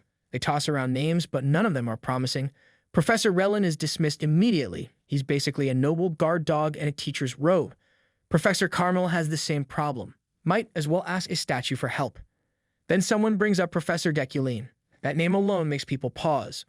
Most of the group assumes he's a no-go. He's known for being cold and distant. Basically, the guy looks down on everyone like they're ants on his carpet. During all this talk, Ephraim isn't even paying attention. Her eyes are locked on a strawberry dessert sitting on the table like it's the crown jewel of the room. She's probably more emotionally invested in that dessert than in the entire conversation. But Julia is full of confidence. She believes they should ask Deculein for help. Somehow, she decides that Ephraim is the perfect person to deliver the request. Judging by Ephraim's wide-eyed reaction, she had absolutely no idea she just got volunteered. She looks like she just got handed a bomb and no instructions. A guy in the group agrees with the idea. He argues that Deculein might be their best option, not because he's kind, but because he's equally rude to everyone. That weird logic actually makes sense to them. Since Ephraim got away without punishment the other day, they think the professor might actually like her. Or at least tolerate her slightly more than the rest of the planet. Ephraim quickly shuts that idea down. She's not thrilled the topic suddenly shifted to her supposed relationship with the professor. She looks more annoyed than flattered. Ephraim makes it very clear she wants absolutely nothing to do with Deculein. The second someone even hints at asking him for help, she takes off like she's running from a crime scene. But Julia is persistent. She dashes after her like it's some cheesy romantic drama, hoping Ephraim might change her mind. Ephraim finally stops, turns, and explains again that whatever ideas people have about her and Deculein, they need to drop them. She's not interested in playing messenger for a man who practically invented arrogance. Then something unexpected happens. Julia suddenly freezes like she's just seen a ghost. Ephraim looks at her, confused about why she's gone stiff. That's when she turns around and sees the one person she really didn't want to see, Deculein. There he is, showing up at the worst possible time like a walking plot twist. Now stuck face to face with the one professor who gives off final boss energy, Ephraim stands there unsure of what to say. But then, she does something brave and a little desperate. She gathers her courage and speaks up, asking for the club's creation and his official approval. This is something she never thought she'd do. It's embarrassing, and she's fully expecting to be shot down. Deculein doesn't exactly have a history of doing favors for commoners, but surprisingly, Ephraim decides to roll the dice. Even though Julia's plan was completely chaotic, the idea behind it wasn't too bad. Then the unthinkable happens. Deculein takes the letter, signs it, and even asks for the full details to be sent to his office. No drama, no scolding, just a clean signature. Ephraim is stunned. She holds the paper like it's a golden ticket. For a moment, she's convinced the man has multiple personalities because she can't figure him out at all. One day he's ice cold, the next he's approving club forms like a school counselor with free time. Julia, now bouncing with joy, celebrates Ephraim's success like she just won the lottery. Meanwhile, Ephraim is left wondering why Deculein is being nice to her specifically. It's not like she did anything to deserve this VIP treatment. The whole situation is confusing, and she doesn't know if she should be happy or just suspicious. Later on, back to the lecture hall. Deculein, back in his usual professor mode, begins teaching a lesson on elements. These are supposed to be the core of magic, the basic building blocks. And yet most of the mage students still look like they're trying to solve a mystery. Apparently, many of them can't even tell the difference between pure and categorical elements, proof that even in a magic world, students are still confused in class. Ephraim's mind completely drifts off during the lecture. Her body sits in class, but her thoughts are far away. She keeps wondering why Deculein is suddenly acting like a kind person. Is it guilt? Sympathy? Maybe he finally grew a heart. Hard to say. The problem is, this is the same man who made her father's life a living nightmare, so bad that it pushed him straight into the grave. No amount of helpful acts or polite behavior can cover that up. To her, it all feels fake. If he really does feel responsible, then he shouldn't be hiding behind this professor mask. He should own up to everything and tell the truth to the entire world. That's the least he could do. Instead, he's playing the role of the wise and generous teacher like nothing ever happened. Ephraim fidgets in her seat, clearly frustrated. Julia, sitting nearby, notices the strange energy and asks if she's okay. This snaps Ephraim out of her thoughts for a moment. Julia, being her usual chaotic self, assumes her friend is upset because of the group of students sitting nearby. Ephraim looks confused for a second, then remembers across the table sit several noble students, including Sylvia, the magic princess with an ego larger than the academy gates. Thanks to the little incident from the other day, Ephraim's now enemy number one in every noble circle. She didn't just ruffle feathers, she kicked the whole birdcage. Even though the glares are obvious, Ephraim tells Julia it's fine. Right now, she just wants to focus on the lecture, even if part of her still wants to chuck a spell across the room. Back at the front of the class, Deculein continues his lesson. He starts diving deep into the topic of magic circles and their structure. And surprisingly, the lecture isn't boring at all. In fact, it's impressive. Ephraim remembers that his classes used to be more about flexing his power and bossing people around. Every lesson felt like a performance starring Deculein and his giant ego. But something has changed. The man teaching now is different. He explains everything with a deep understanding of magic. He's not just showing off anymore. He's actually teaching, and the beauty of the subject is coming through. Even Sylvia, who usually acts too cool for school thanks to her natural talent, finds herself paying attention. This lecture feels new, exciting. Deculein draws a magic circle for water, then combines it with one for fire. The result is a strange purple circle that makes fire flow like water, smooth, liquid, and mesmerizing. The entire class lights up with excitement. Even the usual snobs look like kids watching fireworks for the first time. For once, Deculein doesn't just command respect, he earns it. Sylvia, of all people, looks like she's having a personal crisis in the middle of the lecture. She's someone who always believed that theory was just extra noise. Most talented mages like her usually cast spells using pure instinct and natural ability. That's how it's always worked, just wave your hand and boom, you're a genius. Reading books was for the slow ones. The idea of combining deep theoretical knowledge with actual spellcasting feels almost offensive to people like her. If every mage started caring about theory, then magic would lose its mystery and become something any average person could learn. That thought alone probably keeps nobles up at night. The truth is, too much theory can actually get in the way. Some mages waste years trying to understand magic like it's a math problem, and by the time they get it, someone else has already mastered it through gut feeling. That's the strange paradox of magic. To be a genius, you need incredible instinct. But even the most gifted mages can explain where their intuition comes from. They just have it and brag about it like it's their birthright. So seeing Deculein, the professor with a history of cold stares and a reputation built on mystery and arrogance, suddenly dive into these complex theories. That's a shock to Sylvia's system. The man is ranking high enough to do whatever he wants. He could be teaching how to look intimidating 101 and no one would question him. But instead, he's walking the class through deep magical mechanics like he actually cares. And worse, he's good at it. By the time the lecture ends, Ephraim is also thrown off. She never expected the professor to be so competent. Her usual image of him as a smug villain is starting to crack. She was so caught up in the lecture, she didn't even notice time passing. Then real life returns with a punch. Just outside the lecture room, a loud pile of insults starts echoing from the hallway. It's the noble students again, basically a walking drama club with too much free time. Ever since the whole conflict with Sylvia, Ephraim's become their favorite punching bag. But then, something strange happens. She notices an envelope under her door. Inside is a sponsorship certificate. Her first reaction is exactly what anyone would expect. It has to be a joke. No way someone from House AAA, the house that probably prints hate mail about her, would sponsor her. That would be like a dragon sending someone a thank you card. Still, she decides to check it out properly. If it turns out to be a trick, she can at least report it. So she heads to the Magical Administration office, ready to be disappointed. But reality hits differently. The receptionist confirms the seal is authentic. It's real. Her heart actually jumps at that moment. Her face lights up like someone just handed her the universe. She can't hide it. Joy explodes across her expression, and she's practically glowing. She even grabs at her own cheeks to check if this is some kind of twisted dream. It's unbelievable. But then panic kicks in. She suddenly looks around like she just remembered she's in public. What if someone saw her grinning like an idiot? That would ruin everything. So she does what any awkward panicked mage would do. She ducks under the table and hides. She tries to stay small, like her joy might get stolen if anyone spots it. After all, this isn't just pocket money.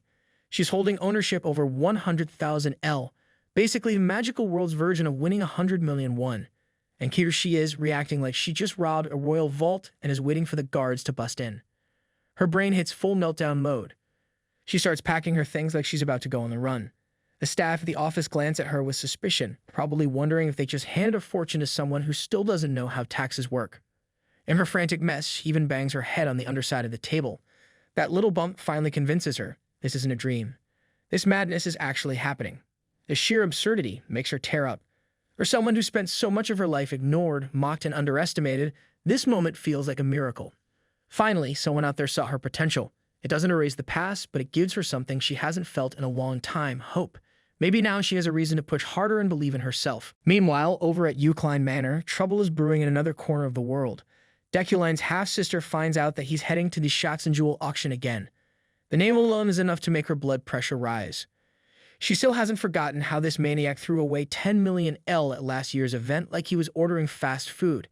And now he's going back for round 2. She was already preparing for the worst, probably calculating how much of the family fortune will disappear this time.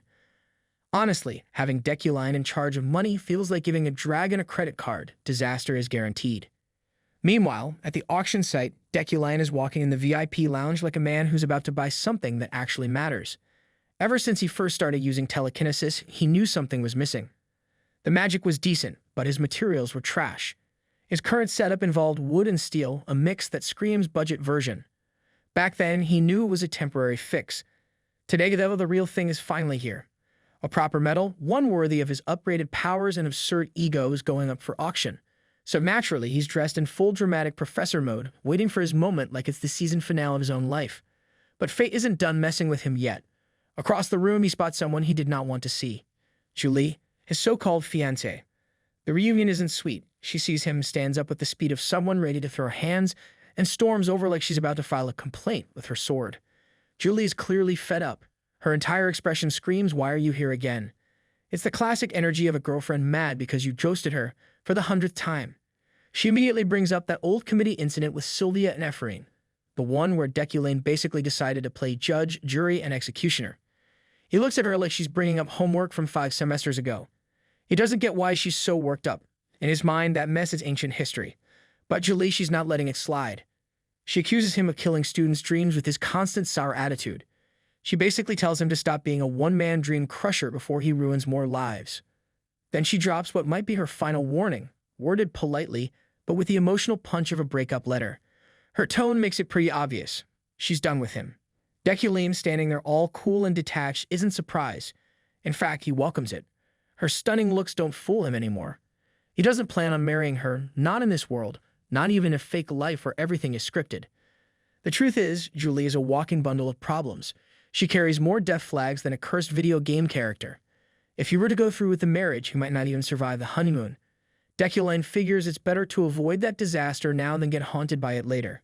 Deculein stays quiet and she turns to leave, but his mind is racing. It doesn't make sense to him. She isn't the kind of person who likes auctions.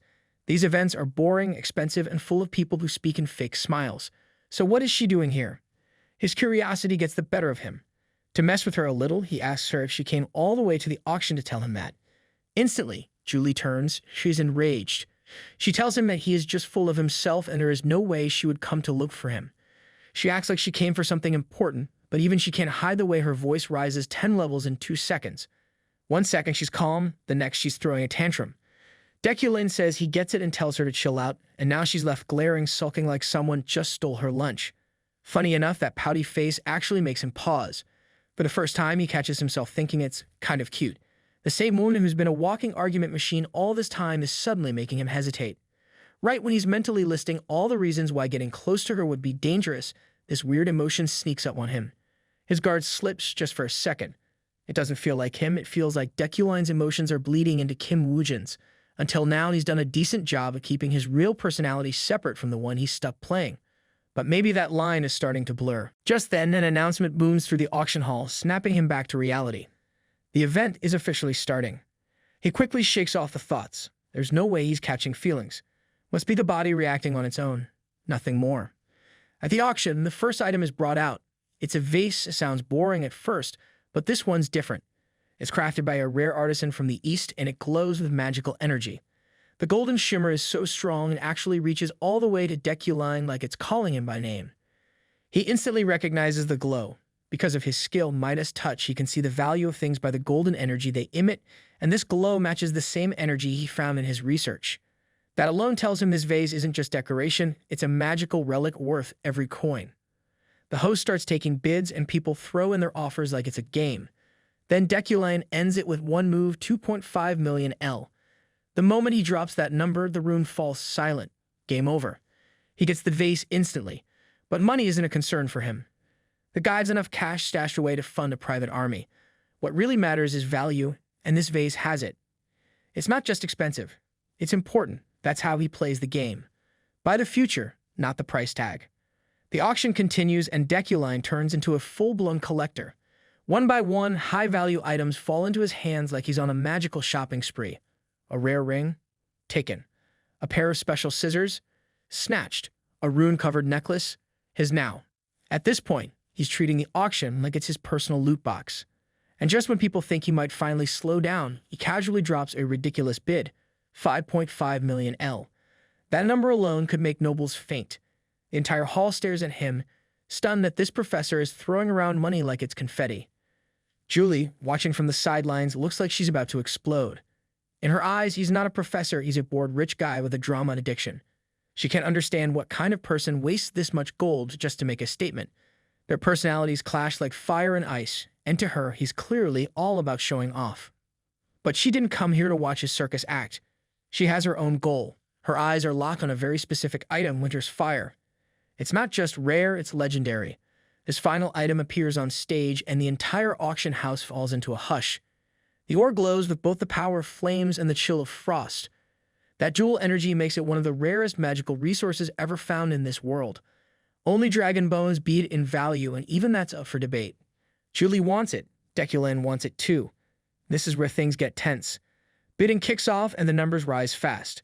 The price shoots up to 30 million L. Julie joins in with confidence, her face lighting up when she sees the other bidders dropping out. For a brief moment, she believes she has it. That shiny, perfect win is almost in her hands. Then reality hits like a magical slap. Deculein casually slides in with a bid of 31 million L. No drama, no warning. Just enough to ruin her entire mood in one smooth move. Julie turns, completely fed up. Of course he would pull something like this. She can't figure out if he's just being a troll or if there's some secret plan behind his smug silence. Either way, she looks ready to throw the auction table out the window. Julie doesn't want Deculein anywhere near the one item she actually came here to get. This isn't just another shiny toy, it's Winter's Fire, the one thing she's been waiting for. So she throws down a bold bid of 32 million L. It's a clear message. But Deculein is built for pettiness. He immediately raises the bid to 33 million like it's just spare change. People watching the whole thing start whispering. A professor bidding so hard for a sword-forging stone. It's weird. Most of them assume he must be buying it for his fiancée.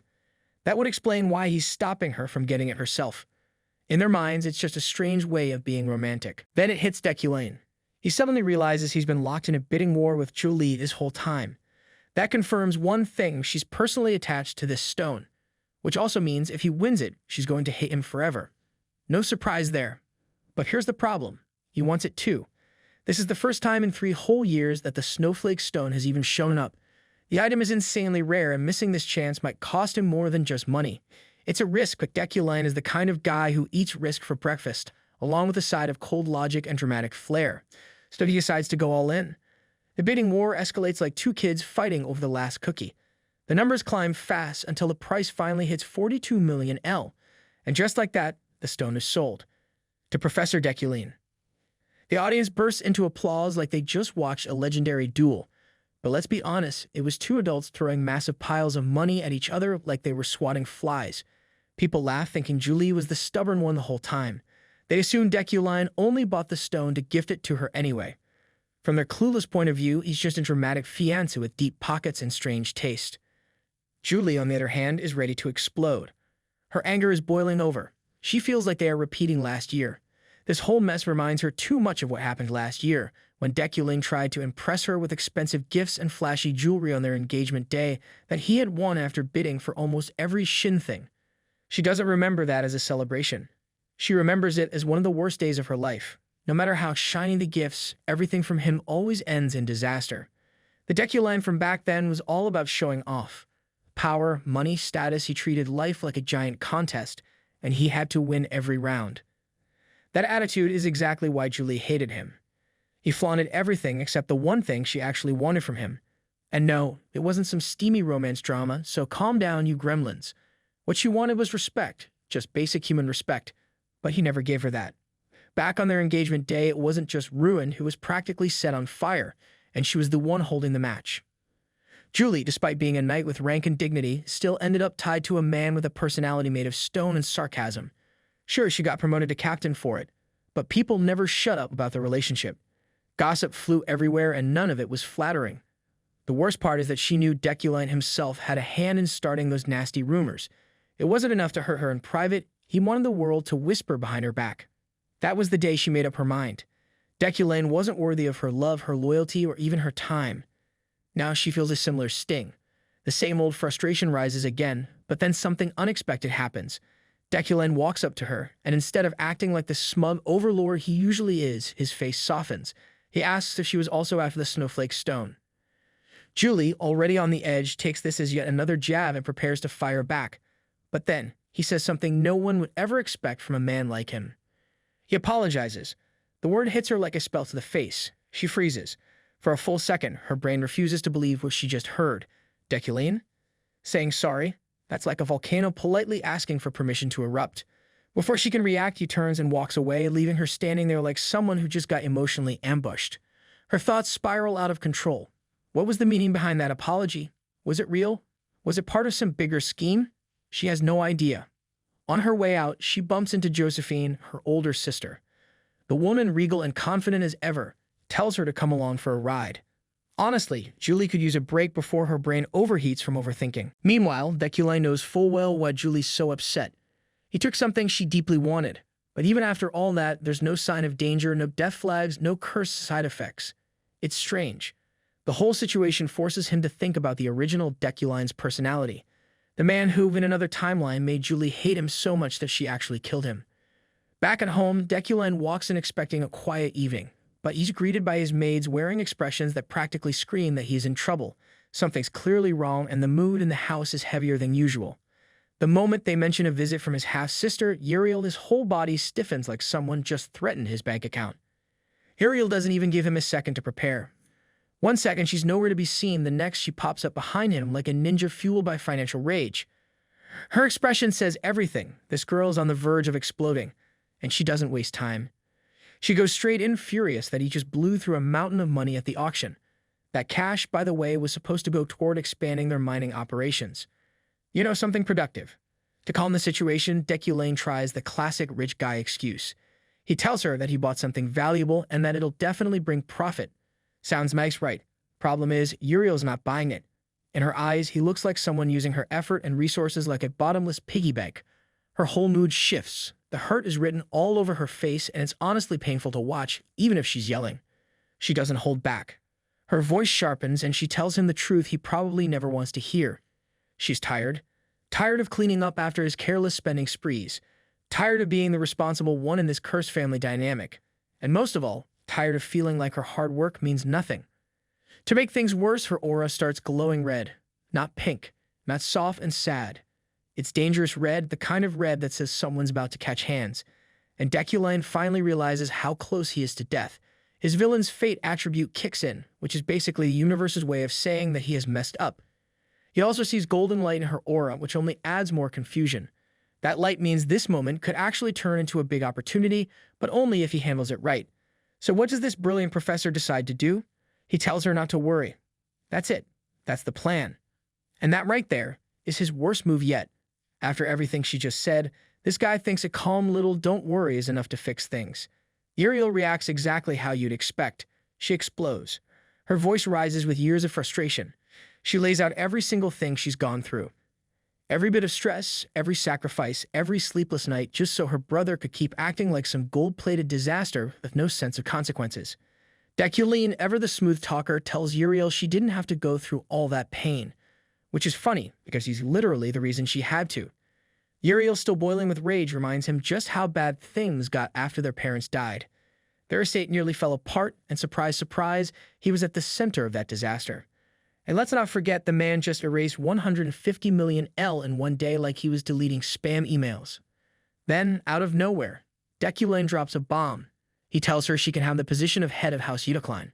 Just like that, he doesn't shout it. He doesn't make a scene. He just casually offers her everything she's been fighting to protect. Uriel freezes. For once, she's speechless. This is the last thing she expected.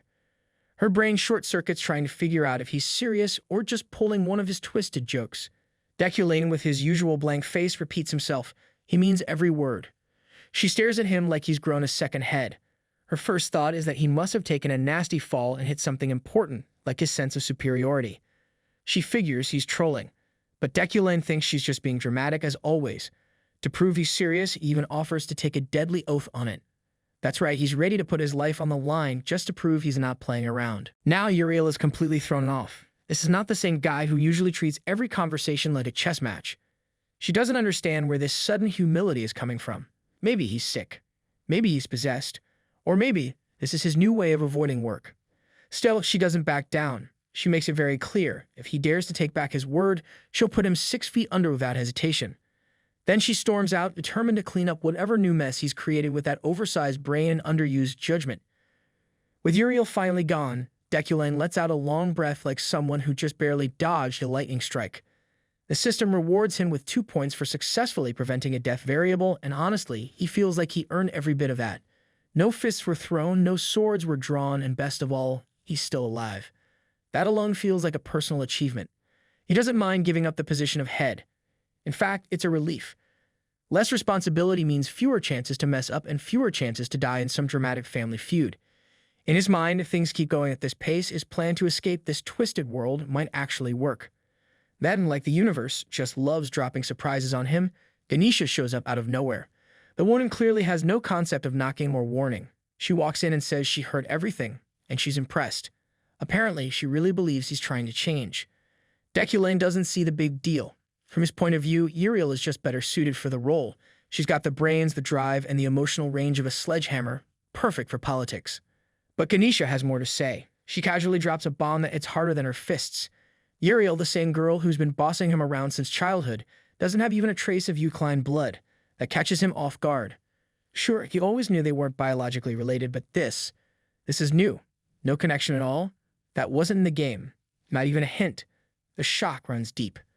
Seeing his reaction, Ganesha reminds him that he was the one who asked for the investigation into Uriel in the first place. Still, he shows no reaction. He calmly says that it doesn't matter. That response throws Ganesha off. She thought he would care. She thought this truth would shake him. Instead, he brushes it off like it's nothing. Even though the cold attitude catches her by surprise, Ganesha agrees to keep the information private. But just before leaving, she turns and drops another serious update. The 6 snakeheads have started to move. These are not your average criminals. Each one leads a part of a well-known and feared criminal group. These 6 creeps are dangerous, and each of them has a bounty high enough to fund a small army. They're the kind of people you hope never learn your name. Before jumping out the window like it's part of her morning routine, Ganesha gives one final warning. The snakeheads are coming for the items Deculein bought at the auction. She says he's gotten lazy with his magical defenses. Maybe he's been too distracted playing pretend family man. With that, she vanishes into the night, leaving only a white scarf behind like a calling card. The big reveal about Uriel, it means nothing to Deculein. He isn't the real Deculein anyway. He knows that. Whether Uriel is family by blood or not, she is still family in his eyes. And for once, that doesn't feel like a lie. Somewhere deep in the forest, Ganesha sits by a fire with her group. They talk about everything that just happened. Ganesha seems touched by the words of Deculein, though she tries not to show it. One of her men starts teasing her, saying she's only impressed because she has a soft spot for handsome guys. That joke earns him a very real threat. Ganesha doesn't like being called out, especially when she knows it's true. The group argues and laughs. Ray speaks up. She's an adventurer and related to Julie. Ray admits she's surprised by the change in Deculein. She never expected to see a human side in him. Ganesha agrees something in him really has shifted. Because of that, she says they don't need to keep searching for a magic worker for him anymore. It's no longer necessary. She tells the group to keep everything they heard a secret. Then, using teleportation magic, they all vanish into the sky in a flash of bright light. The next day, Deculein walks through the halls of the Magic Tower at Imperial University. He opens the system store and finds a new skill. It's a level 1 attribute that boosts both his mana strength and mana quality. It can really help him, but there's a catch. It costs 10 points. That's more than he has. Even though the store is open to him now, every skill requires store currency, and that currency is limited. To make things worse, every time he levels up, the price of skills doubles. So even if he waits, the cost will only grow. Once again, the world reminds him that nothing here is easy. Deculein stands in front of the system screen, eyes locked on the skill he wants. He knows he can't afford to make careless moves. Every decision now needs to be sharp and smart. He's been adding his training slowly into his daily routine, step by step, trying to keep things balanced. But there's one problem he can't ignore. His body is still too weak. Physical strength matters, especially in a world where danger hides behind every corner. To fix this, he needs to improve his mana quality. Better mana means better training, better spells, and better survival. He only needs 4 more store currency to buy the skill, and the pressure to get them fast is growing. So he starts thinking. There has to be a way to earn those points quickly. No more waiting around. Just then, Alan arrives, and the worry is written all over his face. He doesn't say much. Instead, he hands Deculein the latest issue of the Wizard Journal. Flipping through it, Deculein stops when he sees a wanted poster. The face on it belongs to someone infamous, Lockhart, known as the Wizard Killer. This man has been spotted near the edges of the area, and his nickname isn't for fun. He's a real threat to mages, especially to the weaker ones who rely too much on spells and not enough on brains. But Deculein doesn't feel scared. He isn't just any mage. He's someone who plays on a whole different level. Instead of seeing danger, he sees a golden chance. Defeating someone like Lockhart could earn him the store currency he needs and maybe a bit of fame on the side. Deep down, he actually hopes they cross paths soon. Turning to Alan, Deculein tells him to head to the library and wait there. But then, out of nowhere, he asks something that almost makes Alan drop his jaw. Deculein offers him a chance to become an assistant professor. This comes out of the blue. Alan is shocked. For a long time, Deculein treated him like a clumsy intern with no real talent. And now he wants to give him a real title. It doesn't make sense. Alan starts throwing questions, trying to understand, but Deculein cuts him off as usual. He gives him a bangle marked with the Yukline family symbol, as if to say, "You've earned this, now shut up." Alan is overwhelmed. His face lights up, and for a second, he looks like a kid getting his dream toy. Deculein, on the other hand, is calm. He already knows Alan's real value. He might not be a genius, but he's useful. He handles documents, manages tasks, and never complains. Most people left when Deculein was cold and cruel, but Alan stayed, loyal, quiet, and reliable. That loyalty means something. To show his appreciation, Deculein hands him a large amount of money. It's his way of saying thank you without actually saying it. He tells Alan to go enjoy a proper meal. Something good. Something warm. Deculein then walks towards the staff library, leaving Alan with a head full of questions and a heart full of excitement. His reason for coming isn't rest or small talk. He is here because of Luna's research paper, the paper he found in the laboratory, the one about creating pure elements. But that paper was full of mistakes, not small ones, big errors that make him wonder how Luna got this far without blowing something up. He knows he must correct them. It's annoying, but someone has to fix the mess. He reflects it would be nice if he could manage to come across any useful manipulation-related grimoires as well. He walks down the long rows of bookshelves, eyes sharp, focus unshaken. Then someone unexpected catches his attention, Sylvia. She's deep in thought, flipping through pages. He asks her why she is inside the staff-only library. Sylvia is shocked at this sudden question. She stammers in response. 10 minutes earlier, Sylvia stood in front of the librarian, politely asking for access to the executive reading room. It's a space meant only for professors and other high-ranking staff. She explained that she needed some study material. Her voice was steady, but the rules were clear. The librarian, following protocol, refused at first. This place was not for students, no matter how passionate they were. The librarian then used a magical crystal to contact a professor. That professor responded and gave permission on the spot, reminding the librarian that Sylvia holds special status. She's the successor of the AAA family and the top rookie mage this year. That title carries weight, and with no room to argue, the librarian allowed her inside. Sylvia, who lives and breathes literature and languages, had one goal. She was chasing a rare book, a novel written in Ethno, the language of the fairies long gone from the world. Books in that language are nearly impossible to find. That's why she stepped into a place she technically wasn't allowed to enter. Inside, she scans the shelves, unaware that Deculein is also in the library. He walks toward her without a sound, eyes locked on her like a hawk watching a rabbit. The moment he speaks, her calm disappears. He questions her directly. His presence alone feels like a threat and wants to know why she's in the executive section of the library. Now, in present, Deculein continues with the pressure. He brings up the disciplinary committee like it's hiding behind the bookshelves, ready to pounce. Sylvia freezes. Everyone's heard the stories. Deculein supposedly hates libraries and he's not known for mercy. Now she thinks he might actually report her. She explains the situation. She didn't sneak in. She got permission from Professor Relin. Everything was done the right way, at least from her side. But Deculein doesn't care. His expression is cold. In his eyes, both the professor and the librarian ignored the rules. That makes them weak, and Deculein has no time for weakness. Then something else happens. He picks up the book Sylvia is holding. The moment he sees the title, he knows it is written in Ethno. That gets his attention. He questions if she can even read it. But even then, he says that's not the biggest issue right now. Sylvia defends herself. Her interest in literature and old languages is genuine. She isn't here just to show off. But Deculein drops the matter for now. He gives her a warning. If she breaks the rules again without proper permission, there will be real consequences. He tells her to avoid relying on her family's name and to ask someone else to borrow books on her behalf next time. To him, special status means nothing if it's used as an excuse to bend the rules. Just after Deculein walks away, Sylvia stands frozen, her eyes on the book, but her thoughts somewhere else. Her face burns with frustration. She feels humiliated. Her only goal had been to learn more about the fairies. That's all she wanted, to understand their long-lost language and history. But instead, Deculein questioned her ability to read the novel. He pointed out inconsistencies in the Ethno text, making her feel small. It stung. Still, he didn't seem too angry about her being there without proper access. That part, oddly enough, didn't bother him much. Later, students are gathered in the dense forest. They all are busy in their activities. Nearby, professors, including Deculein, are observing them.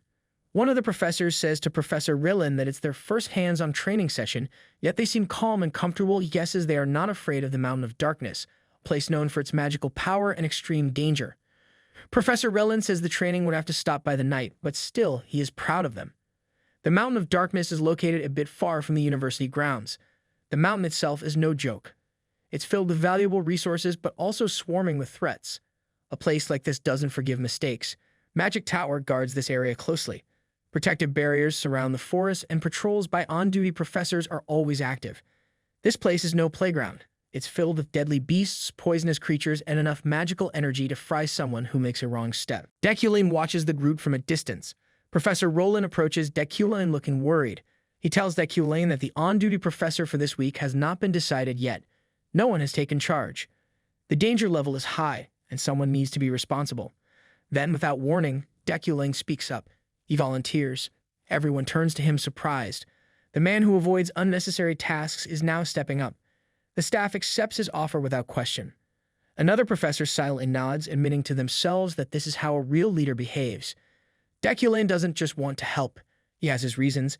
A side quest has appeared, the darkness of the Magic Tower. The quest promises store currency and an X-ray achievement. But more than that, something deeper is calling him. Something strange and heavy. This quest is not just another mission. It feels like a turning point, like the game is about to shift into something darker, something scarier. Now that head professor has been chosen, Professor Relin tells the students to begin packing up and leave. 9 hours later, not far from the tower, Ephraim is sitting at a small cafe with her friends. They're smiling, laughing, and sharing snacks. She's excited because she now has 100,000 elm, and to celebrate, she offers to treat everyone. The mood is light. Soon, the conversation drifts toward their club, which is close to getting official approval. They also talk about the recent training session at the Mountain of Darkness, where 50 brave students took part. There were some mistakes, of course, but nothing serious. Out of nowhere, a scream rips through the air. The sound is sharp, filled with panic. Then the ground trembles. Chairs rattle, cups shake, and everyone inside the cafe freezes. Someone outside is running, yelling for help. Ephraim jumps up right away. Her instincts push her to act. Julia tries to stop her. Something doesn't feel right. She yells after Efrain to stop, but Efrain doesn't listen. She keeps running. Only a few steps later, she stops and looks back. Her heart skips a beat. Julia is gone. Completely vanished. No sound. No trace. Just an empty space where her friend had been standing a second ago. Confused and frightened, Efrain turns around and realizes she's no longer near the cafe. The streets are gone. The people are gone. Everything is different. She's been pulled into another place entirely. Her thoughts race back to the voice that cried for help. She spots a figure in the distance and shouts. Maybe she needs help. Maybe she knows what's going on. She runs closer. But something is wrong. The air grows heavy. Cold, she's illusioned. She cannot judge that instead of a person, she is facing a demon. Its eyes are wrong. Its body is twisted. She is ready to defend it, thinking this person is in danger. She takes the fighting pose, but just then someone attacks that person and blood splatters, and before she can move, someone steps into view, Deculein. She yells at him, demanding answers. She thinks he attacked the woman. She thinks he's gone too far. She questions what right he has to fight a civilian. But Deculein doesn't react. His face is calm. He tells her to look again. The illusion breaks. The truth stares her down. The figure was never human. It was a demon from the start, hiding behind a false face. This is a common trick among their kind. They pretend to be victims, luring others in with fake cries and sad faces. Classic manipulator behavior, pathetic and dirty. Deculein then tells her to stay back. Then the demon lunges. It tries to run, to escape, but doesn't get far. Deculein moves like a storm. His strength explodes forward. Every step is precise, every strike brutal. The demon is slippery, full of lies and fake images. But none of that works on him. His resistance to magic is too strong. The illusions bounce off like pebbles hitting steel. He studies the creature mid-fight. Its power is focused around illusion magic, and its weak spot glows on its forehead, a core pulsing with dark energy. That's the target. Something inside Deculein snaps. His blood begins to boil. The ancient power of Yukline runs through him, and it's angry. This bloodline is known for one thing, hunting demons until nothing is left but ash. The Yukline legacy wakes up, and it is not merciful. It burns through the air, cleansing the mana around him. His strength grows. His rage sharpens, as every move now carries the fury of generations built to destroy creatures like this one. The demon picked the wrong fight. Deculein, standing face to face with the demon, no longer holds back. The anger in his eyes turns sharp. He taps into every part of his instincts. There's no hesitation left in him.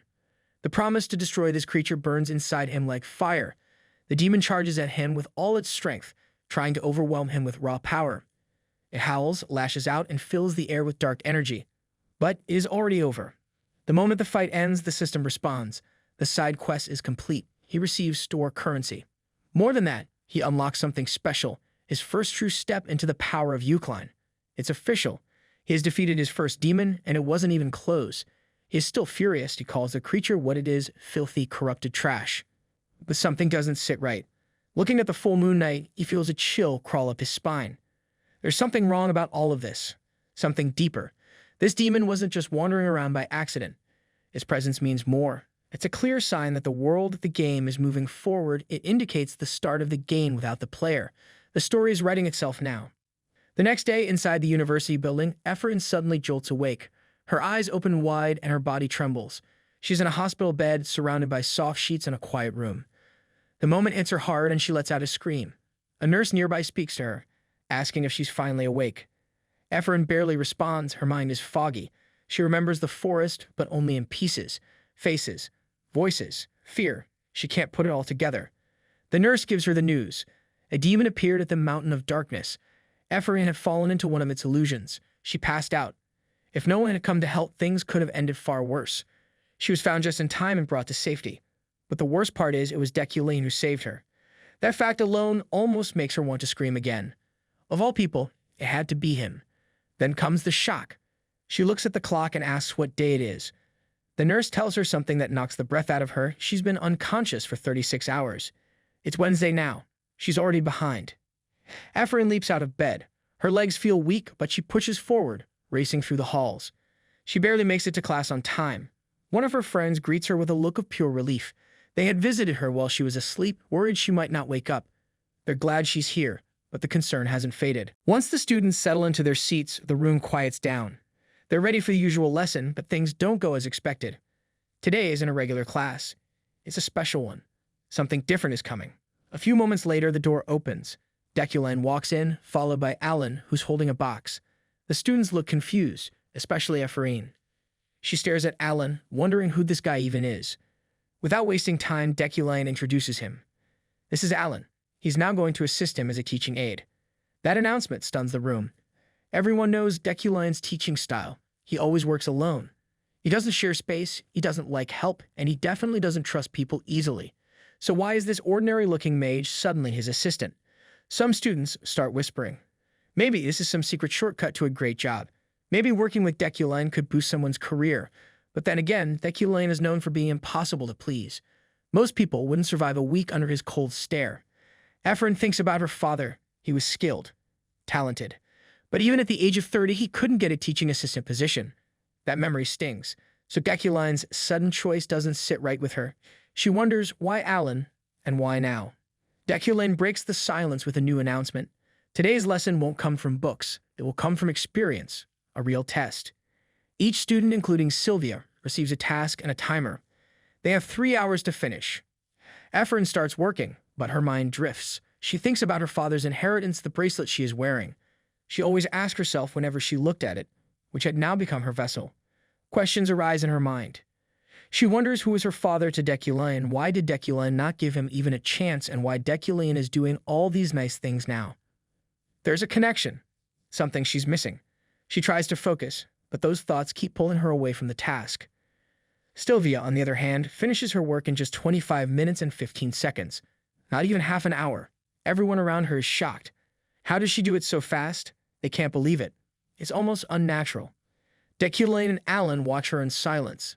No smile, no comment, just a cold observation. Then with a slight nod, Deculein lets Sylvia leave.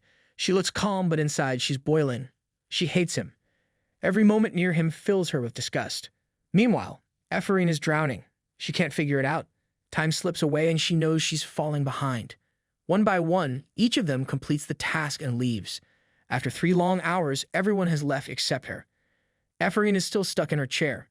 Her head drops onto the table. The frustration hits hard. She didn't just fail to beat Sylvia. She didn't even finish. She's the only one who accomplished absolutely nothing. She mutters under her breath, calling herself stupid. She feels like a complete failure. Every voice in her head agrees. The task felt simple, and yet she couldn't complete it. In that moment, the pressure, the doubts, and the shame all crash down on her like a wave. Ephraim is drowned in failure, and just then she hears Deculein. Cold, sharp.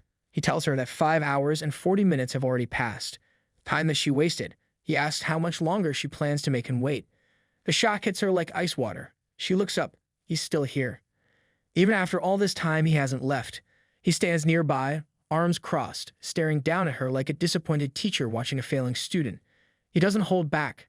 He calls her out for not just failing the assignment, but also breaking down because of it. A small task, unfinished. A challenge, unmet.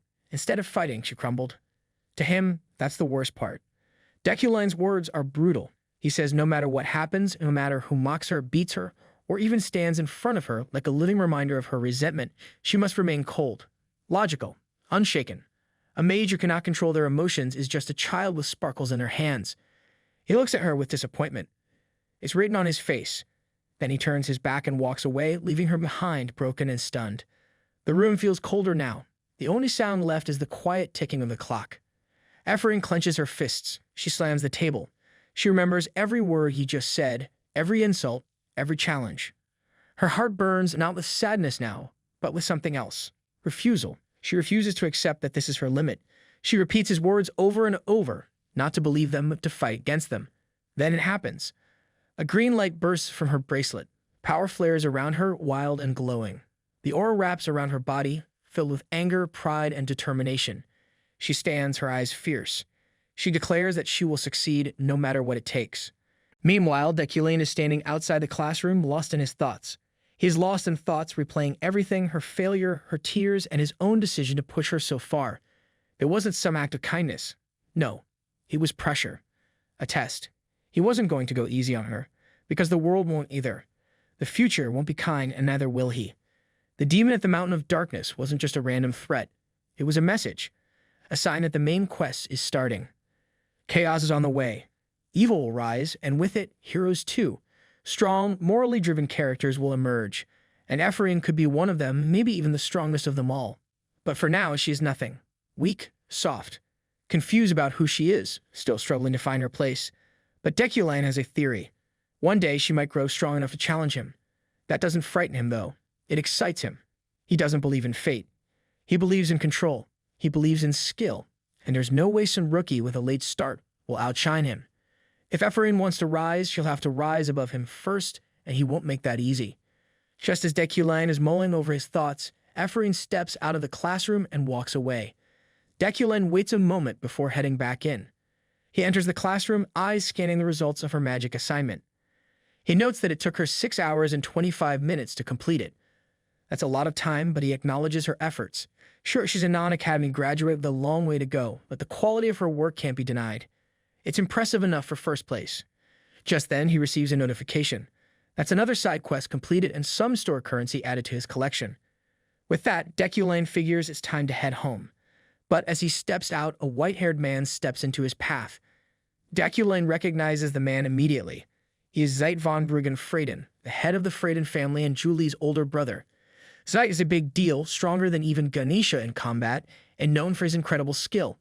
Deculein doesn't miss the fact that Zeit was also the one who pushed hard for the betrothal between him and Julie.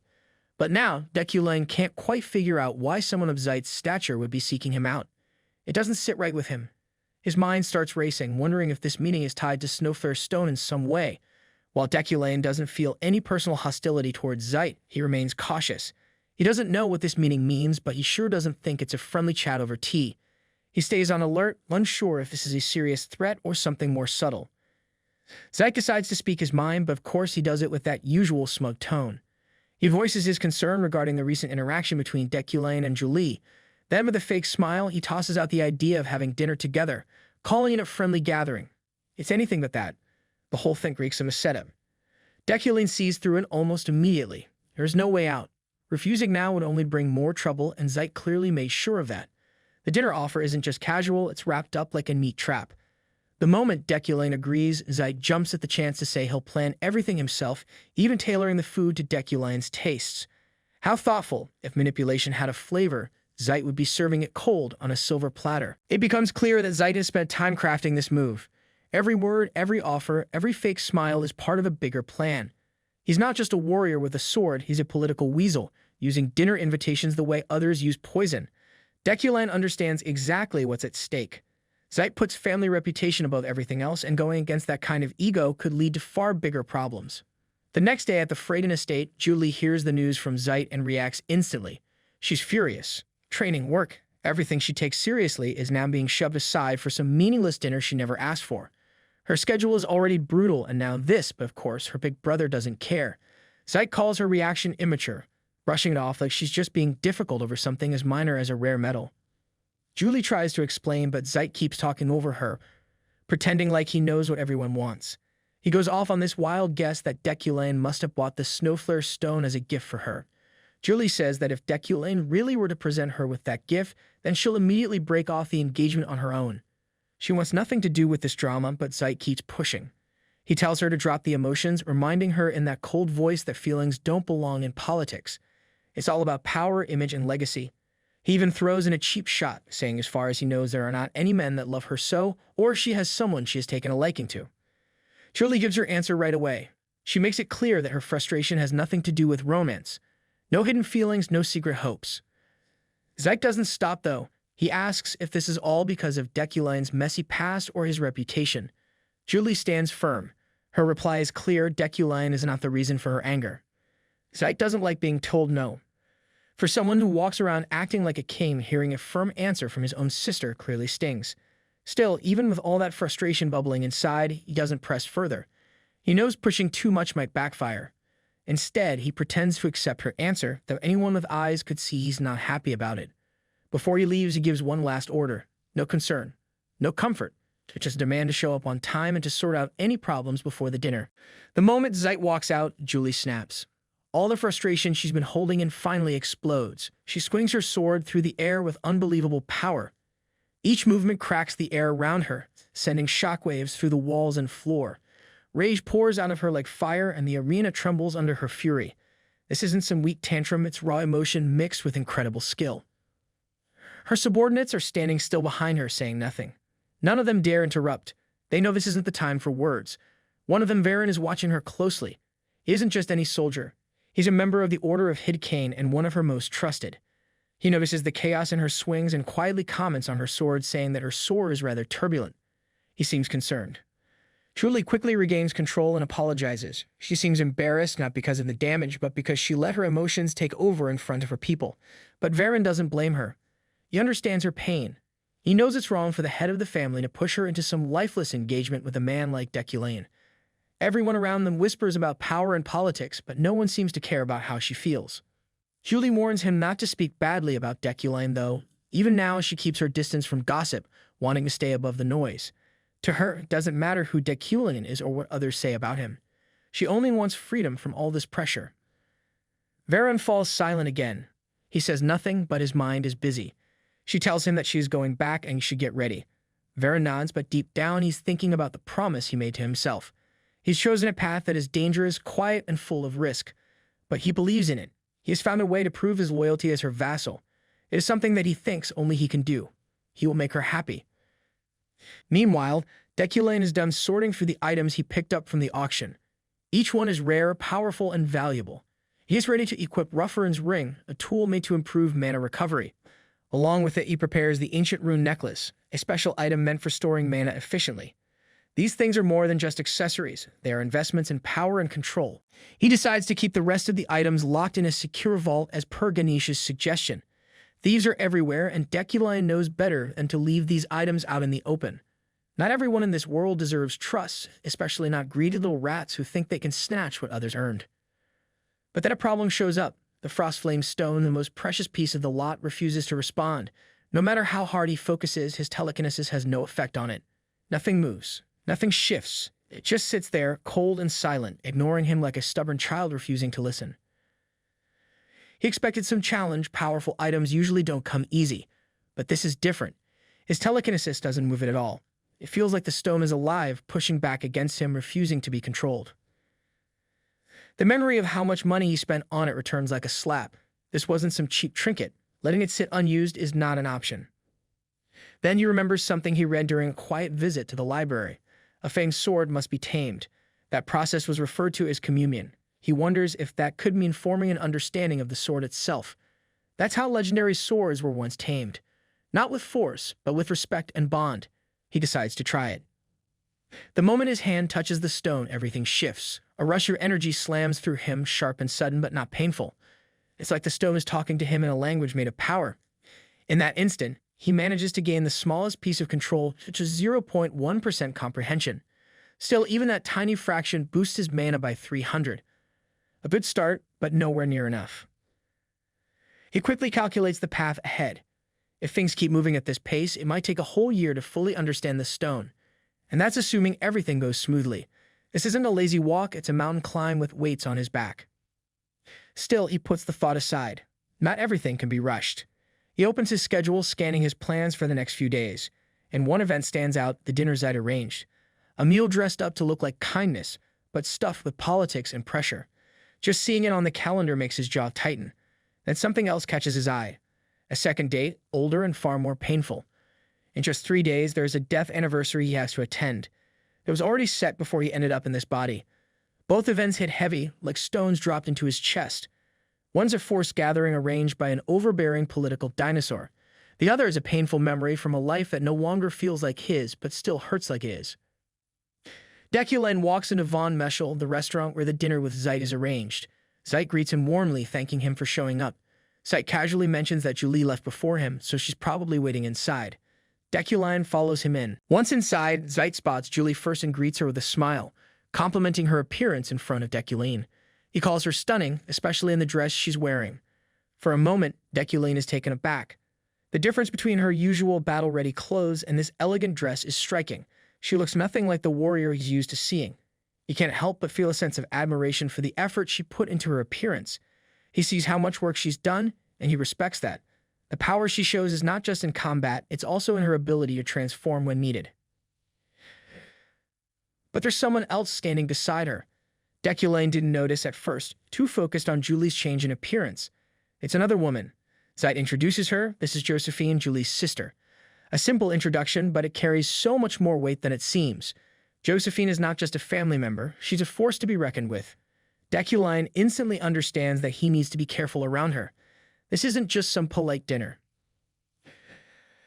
Josephine is someone who plays dirty when she needs to. She is the mastermind behind Shadow, an intelligence network that works quietly behind the scenes. She has connections and power enough to crush anyone who stands in her way. Not only that, but her strength rivals that of Zeit, and no one would dare cross her. But Deculein understands the real danger. Josephine's only true loyalty is to her sister, Julie. Anyone who threatens Julie will face her full wrath. For now, Josephine hasn't made any moves against Deculein. You can't figure out why she hasn't yet, but the way she watches him makes it clear. Her hostility is bubbling just beneath the surface, waiting for the right moment to strike. She's not the type to back off, and he knows if he ever crosses a line with Julie, Josephine will strike without hesitation. Deculein quickly realizes the gravity of the situation. This isn't a simple dinner. This is a dangerous game, one that could turn deadly at the smallest misstep. If he wants to make it out of this meeting safely, he must prove to Josephine that his interest in Julie is genuine. There's no room for lies or manipulations. He must show sincerity no matter how difficult that is. Zeit doesn't waste time. He gets straight to the point, asking Deculein when he plans to hold the engagement ceremony. He reminds Deculein that 3 years have already passed since the arrangement was made. There's no room for hesitation or further delay in his eyes. Deculein hasn't even had a chance to respond before Julie steps in, clearly rejecting the idea. But Zeit isn't having any of it. With a sharp command, he tells her that the adults are talking, shutting her down without a second thought. Just as Deculein is about to reply, something stops him. It's the sheer presence of Julie's sister, Josephine. Her aura is so heavy, so intense that it feels like a storm is hanging in the air. He can't ignore the feeling of danger that's creeping into his thoughts. Looking at Josephine, he makes a decision. He turns his focus back to Julie and with quiet resolve declares that he's leaving the decision about the engagement entirely in her hands. If Julie doesn't want it, then he will accept her decision without resistance. The moment the words leave his mouth, Julie reacts visibly. She is shaken, her hands trembling at the sudden shift. Zeit, however, isn't impressed. He immediately voices his concerns about how easily Deculein is willing to dismiss the engagement. He reminds Deculein that the family heads won't approve of such a quick decision. The pressure is back on, and Julie is caught between the two forces, struggling to find a way through the pressure. Julie looks at Zeit and asks for a private conversation with Deculein. Zeit doesn't argue. He simply agrees, and he and Josephine walk out of the room, leaving Deculein to watch them go. Just before leaving, Josephine waves at them and tells them she hopes they both have a nice conversation. With the door now closed, Deculein and Julie are left alone at the dining table. Julie can no longer hold back. She's furious. The emotions she's been bottling up finally explode. She demands to know exactly what Deculein is trying to do, what he truly wants. Deculein stays calm. He knows he must figure out the true intentions of Zeit. This meeting is not just about the engagement. There's something else at play here, and he needs to understand it before it's too late. Meanwhile, on the other side of the door, Josephine, holding a glass of wine, seems to be just as interested in what's happening behind the closed door. Deculein quickly catches on. He realizes that Josephine is using some sort of skill to listen in on the conversation. Her earlier laughter wasn't just a careless sound, it was a clever distraction to hide the listening device she's using. It's a clever trick, but Deculein sees it for what it is. This could be an opportunity. If he can convince Josephine that his intentions toward Julie are true, he might be able to neutralize the danger surrounding him. He takes a breath, looks directly at Julie, and begins to speak. He tells her that he has already said what he needed to say. She looks confused. He adds he wants to make sure she knows exactly where he stands. He tells her that this engagement isn't something that can just be undone with a snap of the fingers. At this point, everything has progressed beyond anyone's control, including his own. Julie's patience finally breaks, and she questions his reasoning. She reminds him of how he used her influence before their engagement. He didn't just leave it to chance, he negotiated with his family's elders, offering compensation just to seal the deal. Julie's anger flares up. She can't hold it back anymore. She accuses him of pushing her away from dangerous battles, trying to force her into abandoning her true ambitions to become part of the Imperial Order. Instead, he wanted her to take charge of the Order of Hadakain, a group that operates under the Yukline family's control. The very thought of it disgusts her.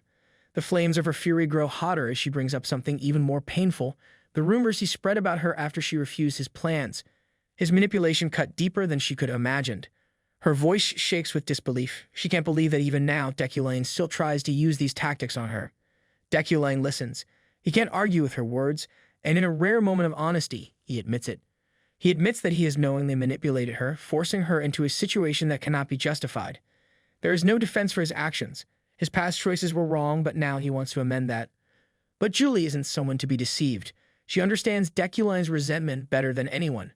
She's been there, trapped in a web of pressure and control. She refuses to fall for his schemes anymore. She won't let him play her like a pawn in a game she's already lost. Deculein knows the depth of his mistake. He's held her back for far too long. He acknowledges the wrongness of what he's done, but now he brings up the bigger issue, the interference of both her older brother and sister. They've overstepped their boundaries. If not for their family's heavy reputation, there would be no reason for them to oppose breaking off the engagement. Josephine, who's silently listening from the shadows, observes every word with a calculating eye. Deculein pushes forward, making his case clearer. He tells Julie that if she truly wants to pursue her dream of becoming a knight, she must be willing to leave her family behind. There's no way to move forward if she stays entangled in their interests and expectations. With a softer, almost disarming tone, he admits something unexpected. He lacks the honesty and loyalty she values so much. He's the opposite of everything she stands for, making him an unworthy match for her. But instead of breaking off the engagement as she expects, Deculein proposes something different. He suggests that they remain betrothed but never marry. This arrangement would free her from the complications of their families and the tangled web of politics. He wishes he could let her go completely, but he knows the stakes are too high. So he offers his name as a shield, a protection until she is ready to chase her dreams. He promises to wait, keeping the engagement intact, but with no pressure for anything more. Julie is stunned by this sudden shift in his attitude. She demands to know why he is acting this way now, what's behind this change. Deculein, cool and composed, assures her that he's asking for nothing in return. His only request is simple, for her to smile for him once a month. That's all. His words leave Julie flustered. Even Josephine, who's been silently watching, is momentarily taken aback. Deculein knows exactly what he's doing. He isn't being completely sincere, he's playing the part Josephine wants to hear to keep her from causing trouble. But still, he can't help but find Julie's reaction charming. Her embarrassment, unexpected and real, brings a smirk to his face. He concedes that for a moment, she's managed to win him over. It's a rare moment of vulnerability, and he enjoys it. Julie, furious, snaps back. She refuses to fall for his tricks, calling his words humiliating. But then she says something that catches Deculein off guard. If he is truly being sincere, she wants to see more proof. Outside, Josephine begins to wonder if Deculein's feelings are real after all. If that's the case, she decides she'll have to spy on them a little longer. Deculein, though, remains calm and focused. He has somehow handled this situation. With his words, he has successfully avoided a potential disaster, and as a result, he gains some stored currency. He's navigated another dangerous moment, leaving Julie and Josephine in a state of confusion and doubt. 3 days later, the anniversary of a significant death arrives. Deculein drives to the cemetery, his emotions stirring within him. The sun sets, casting a golden glow over the overgrown grass and scattered tombstones. This place doesn't hold any personal meaning for Deculein, but it does for Kim Woojin, the man he used to be. A flashback hits him, pulling him into a memory from his past life. In the flashback, Kim Woojin talks to his team leader, Inu. They discuss adding an Easter egg to Deculein's background. Inu suggests expanding his story, hoping for the author's approval. Kim, however, dismisses the idea. He doesn't see the point. It would only add more work for the team and complicate things. But Inu insists. She believes it's worth doing, emphasizing their commitment to the game. Kim eventually relents, but he remains skeptical, questioning why it matters when it has no real connection to the main story. Inu, however, stands firm, believing the addition will be meaningful. She claims that Deculein's past, especially the loss of a fiancé, is something worth exploring. Kim reflects on her enthusiasm. He wonders why she found Deculein's lost fiancé so intriguing. He wonders if it just for the sake of the game, or was it something deeper? He's left pondering what kind of joke is hidden within this Easter egg that has made her laugh. In the present, Deculein searches for his memories, hoping to understand the bigger picture of his past. He wonders if the choices made by Inu were acts of brilliance or cruelty. Eventually, his search leads him to a tombstone engraved with the name Inu Aravan. He is confused and wonders why would Inu engrave her name here on this tombstone.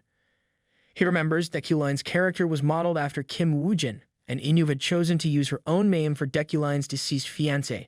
Deculein pauses, wondering if it was her way to tell him something. Kneeling before the gravestone, he reaches out to touch it. The flood of emotions is overwhelming. Memories of Inu pour into his mind, memories of the sweet things she had done, her voice praising his drawings, the way she had given him her coat, the love they shared. 7 years together, gone. Tears fall from his eyes as these memories wash over him. He remembers how it felt to be with her, to have someone care so deeply. But his grief is interrupted. Someone else in the cemetery has found him, and the fury radiating from him is impossible to miss. After a while, Deculein manages to regain control. He stands, wiping his eyes. He doesn't want to dwell on the past. He attributes the fact that he stopped crying to his personality, something that helps him keep his emotions in check. But as he continues walking, he hears footsteps behind him. Turning around, he sees Lockhart standing there. Lockhart is radiating killing intent. Deculein remembers him immediately, Lockhart, the wizard killer. This man is a mini-boss villain designed to torment mages. His ability, magic nullification, is the perfect counter to magic users. It makes him a nightmare for anyone who relies on magic to fight.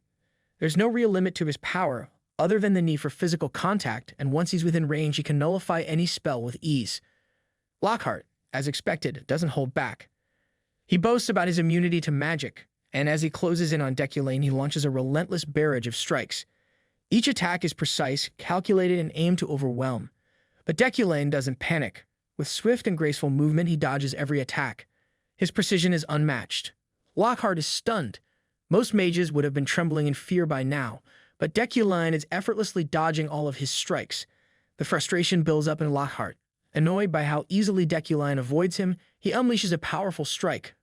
But before he can land a blow, Deculein counters with a punch to the face, sending Lockhart stumbling back. Lockhart is clearly thrown off by how quickly Deculein is handling him. With a calm and steady pace, Deculein walks up to Lockhart, looking down at him. He states that fighting him is meaningless. Days ago, Deculein had finally managed to gather 10 store currency and bought the mana improvement skill. This new enhancement has increased his overall mana capacity. Testing it, he had to readjust, but the result was worth it. He found that he could now unleash more mana with the same effort, making his magic far more potent. During his training, Deculein also discovered something unexpected. The skill didn't just increase his mana, it enhanced his physical strength too. When he grabbed his practice stick, his hand sank into it, a clear sign that the skill had improved his entire physical ability. This new power made him stronger than ever before, and the fight with Lockhart went much more smoothly because of it. In present, with a single kick, Deculein defeats Lockhart, leaving the villain lying on the ground in defeat. Lockhart's body is still utterly beaten, unable to rise. Deculein feels the weight of his victory, knowing that he's successfully overcome a potential death variable. The battle may have been dangerous, but with his recent enhancements, it was far easier than he had expected. Lockhart, though, is not ready to accept defeat. He refuses to lie down quietly. Furious, he spits out insults at Deculein, calling him a traitor. His anger is evident, his body shaking with rage. Deculein watches him closely, noticing something strange about the abilities of Lockhart. It's not just his anger. There's something off about him, something not quite human. Deculein's mind quickly pieces together the truth. Lockhart is a member of the Blood Shroud race. This revelation leaves Lockhart speechless. He stammers and asks Deculein, how does he knows? The Blood Shroud race was given this name because they were born covered in blood-red shroud of the film. They are the descendants of demons scattered across the continent. They have concealed their identities for centuries, for they are natural enemies of mages. Magecraft, after all, was originally created to combat demons. The war between mages and the Blood Shroud race has been a long-running, defining conflict in the world. This war, this hidden battle, is a core part of the game's lore. Deculein stands over a defeated Lockhart and reflects that is why the Blood Shroud are always at risk because of their heritage. He suspects that a large-scale purge is happening, targeting their kind. He tells Lockhart that he understands the pain and suffering that Lockhart's people have endured, but he also points out that killing innocent mages would make him no better than the very monster he claims to hate. Lockhart, still seething with anger, demands that Deculein stay quiet and finish him off, but Deculein surprises him. Instead of ending the fight, he calmly tells Lockhart that the Blood Shroud are not inherently evil. Lockhart cannot believe what he's hearing. He accuses Deculein of being a hypocrite, but Deculein remains calm. He explains that the only time he has truly lost control of his instincts was when he faced a true demon. It's something that runs deep in his Yukline bloodline. For generations, his family has been hunting demons, and that instinct is birchy within him, always ready to surface. Deculein questions whether he's losing his dignity and composure in front of Lockhart, and if he is wavering under the provocations of Lockhart. He tells Lockhart that the Blood Shroud are still human. They deserve to be trusted, just like anyone else. Lockhart is confused, and before he can respond, the other inspectors arrive. Deculein doesn't waste time. He knocks Lockhart out cold with ease, ensuring the villain won't resist when it's time for him to be arrested. One of the inspectors, a man named Ropa, steps forward, clearly impressed by Deculein's strength. He praises Deculein's kicking power and jokingly asks if he should kick the criminal a few more times for him. Deculein waves it off, saying it's fine. Then he uses his magic to uproot a nearby tree, causing the inspector to gasp in surprise. Deculein transforms the tree into a neutralizing rope, something more suitable for Lockhart. He hands it over, suggesting that they tie him up with it since normal cuffs won't be enough to contain someone like him. Deculein then asks Ropa if he had been patrolling the area. He wonders how the inspector arrived so early. Ropa looks surprised, explaining that he came after receiving a report. He had assumed that Deculein was the one who sent it. Deculein brushes it off, suggesting that someone else must have heard the commotion and reported it. With the matter now settled, Deculein leaves, entrusting the rest of the situation to the officer. Just as he walks away, a sense of relief washes over him. He's glad he resolved the conflict without resorting to bloodshed. A peaceful resolution is always the best outcome. Deculein doesn't want to hurt anyone if he can avoid it. The next day, Uriel arrives in his training room, holding a letter from Birch. She explains that Birch has called for a meeting for the first time in 15 years. Deculein takes the letter, wondering if Uriel really came all this way just to deliver it. He feels that this should be his responsibility, not hers. Opening the letter, Deculein reads about the recent demon incident at the Mountain of Darkness. It seems that Birch is summoning all mages to a meeting to discuss the situation. This marks the beginning of a new main quest for Deculein, titled Birch's Call. The meeting is set for a week later, and he's allowed to bring one guard along. Uriel suggests that Jeff accompany him, but Deculein immediately refuses. He points out that Jeff is simply their driver, and there's no way he could defend himself in a fight. Uriel, however, insists that Deculein should take a guard. The journey to Birch is known to be dangerous, and she doesn't want him to go unprotected. Deculein is taken aback by her concern. He hadn't expected her to care this much. Uriel, slightly flustered, quickly clarifies her position. She loudly insists that she only cares because she doesn't want him to die. With a slight blush, she offers to handle the task of selecting a guard for him. Deculein, amused by her flustered state, agrees to let her take care of it. He doesn't mind letting her choose someone for the job if it means she feels more comfortable with the situation. With the matter of the guard now settled, Deculein prepares for the upcoming meeting in Birch, his mind already racing with the possibilities that await him. Meanwhile, at the order of Freheim Outpost, Julie is deeply focused on training the young knights. They are practicing sword fighting under her watchful eye. A vice captain is standing nearby observing the training. His mind is elsewhere, caught in a swirl of uncertainty as he mumbles to himself about what action to take. Just then, Varen suddenly appears behind him, having silently approached. The vice captain jumps, startled by his presence, realizing he hadn't even noticed Varen standing there. After a moment of calm, the vice captain shares his concern. A commission has come in for their order, but he's unsure if their captain will approve it. Varen listens carefully. The vice captain explains that the commission is to guard Deculein. However, there's more to it. The real task is to protect the entire train that Deculein will be traveling on. The vice captain is doubtful, knowing that if the request were just to guard Deculein himself, it would likely be rejected. Varen, ever calm and practical, suggests that the vice captain accept the commission. He points out that completing the task successfully would improve their order's reputation and their financial situation. The vice captain still hesitates. He seems worried about the reaction of Julie about this. Varen cuts him off, assuring him that their captain would never let personal feelings interfere with a mission. This is about duty, not emotions. With that reassurance, the vice captain decides to approach Julie and discuss the commission with her. Meanwhile, Varen lingers behind. His expressions are dark and unreadable. It's clear he has a hidden agenda behind all this.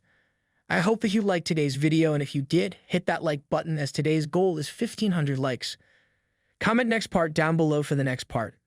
Also, consider subscribing with the notification bell on to get notified as soon as a new video drops onto the channel.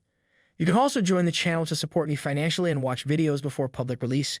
I'll meet you in the next video. Until then, thanks for watching.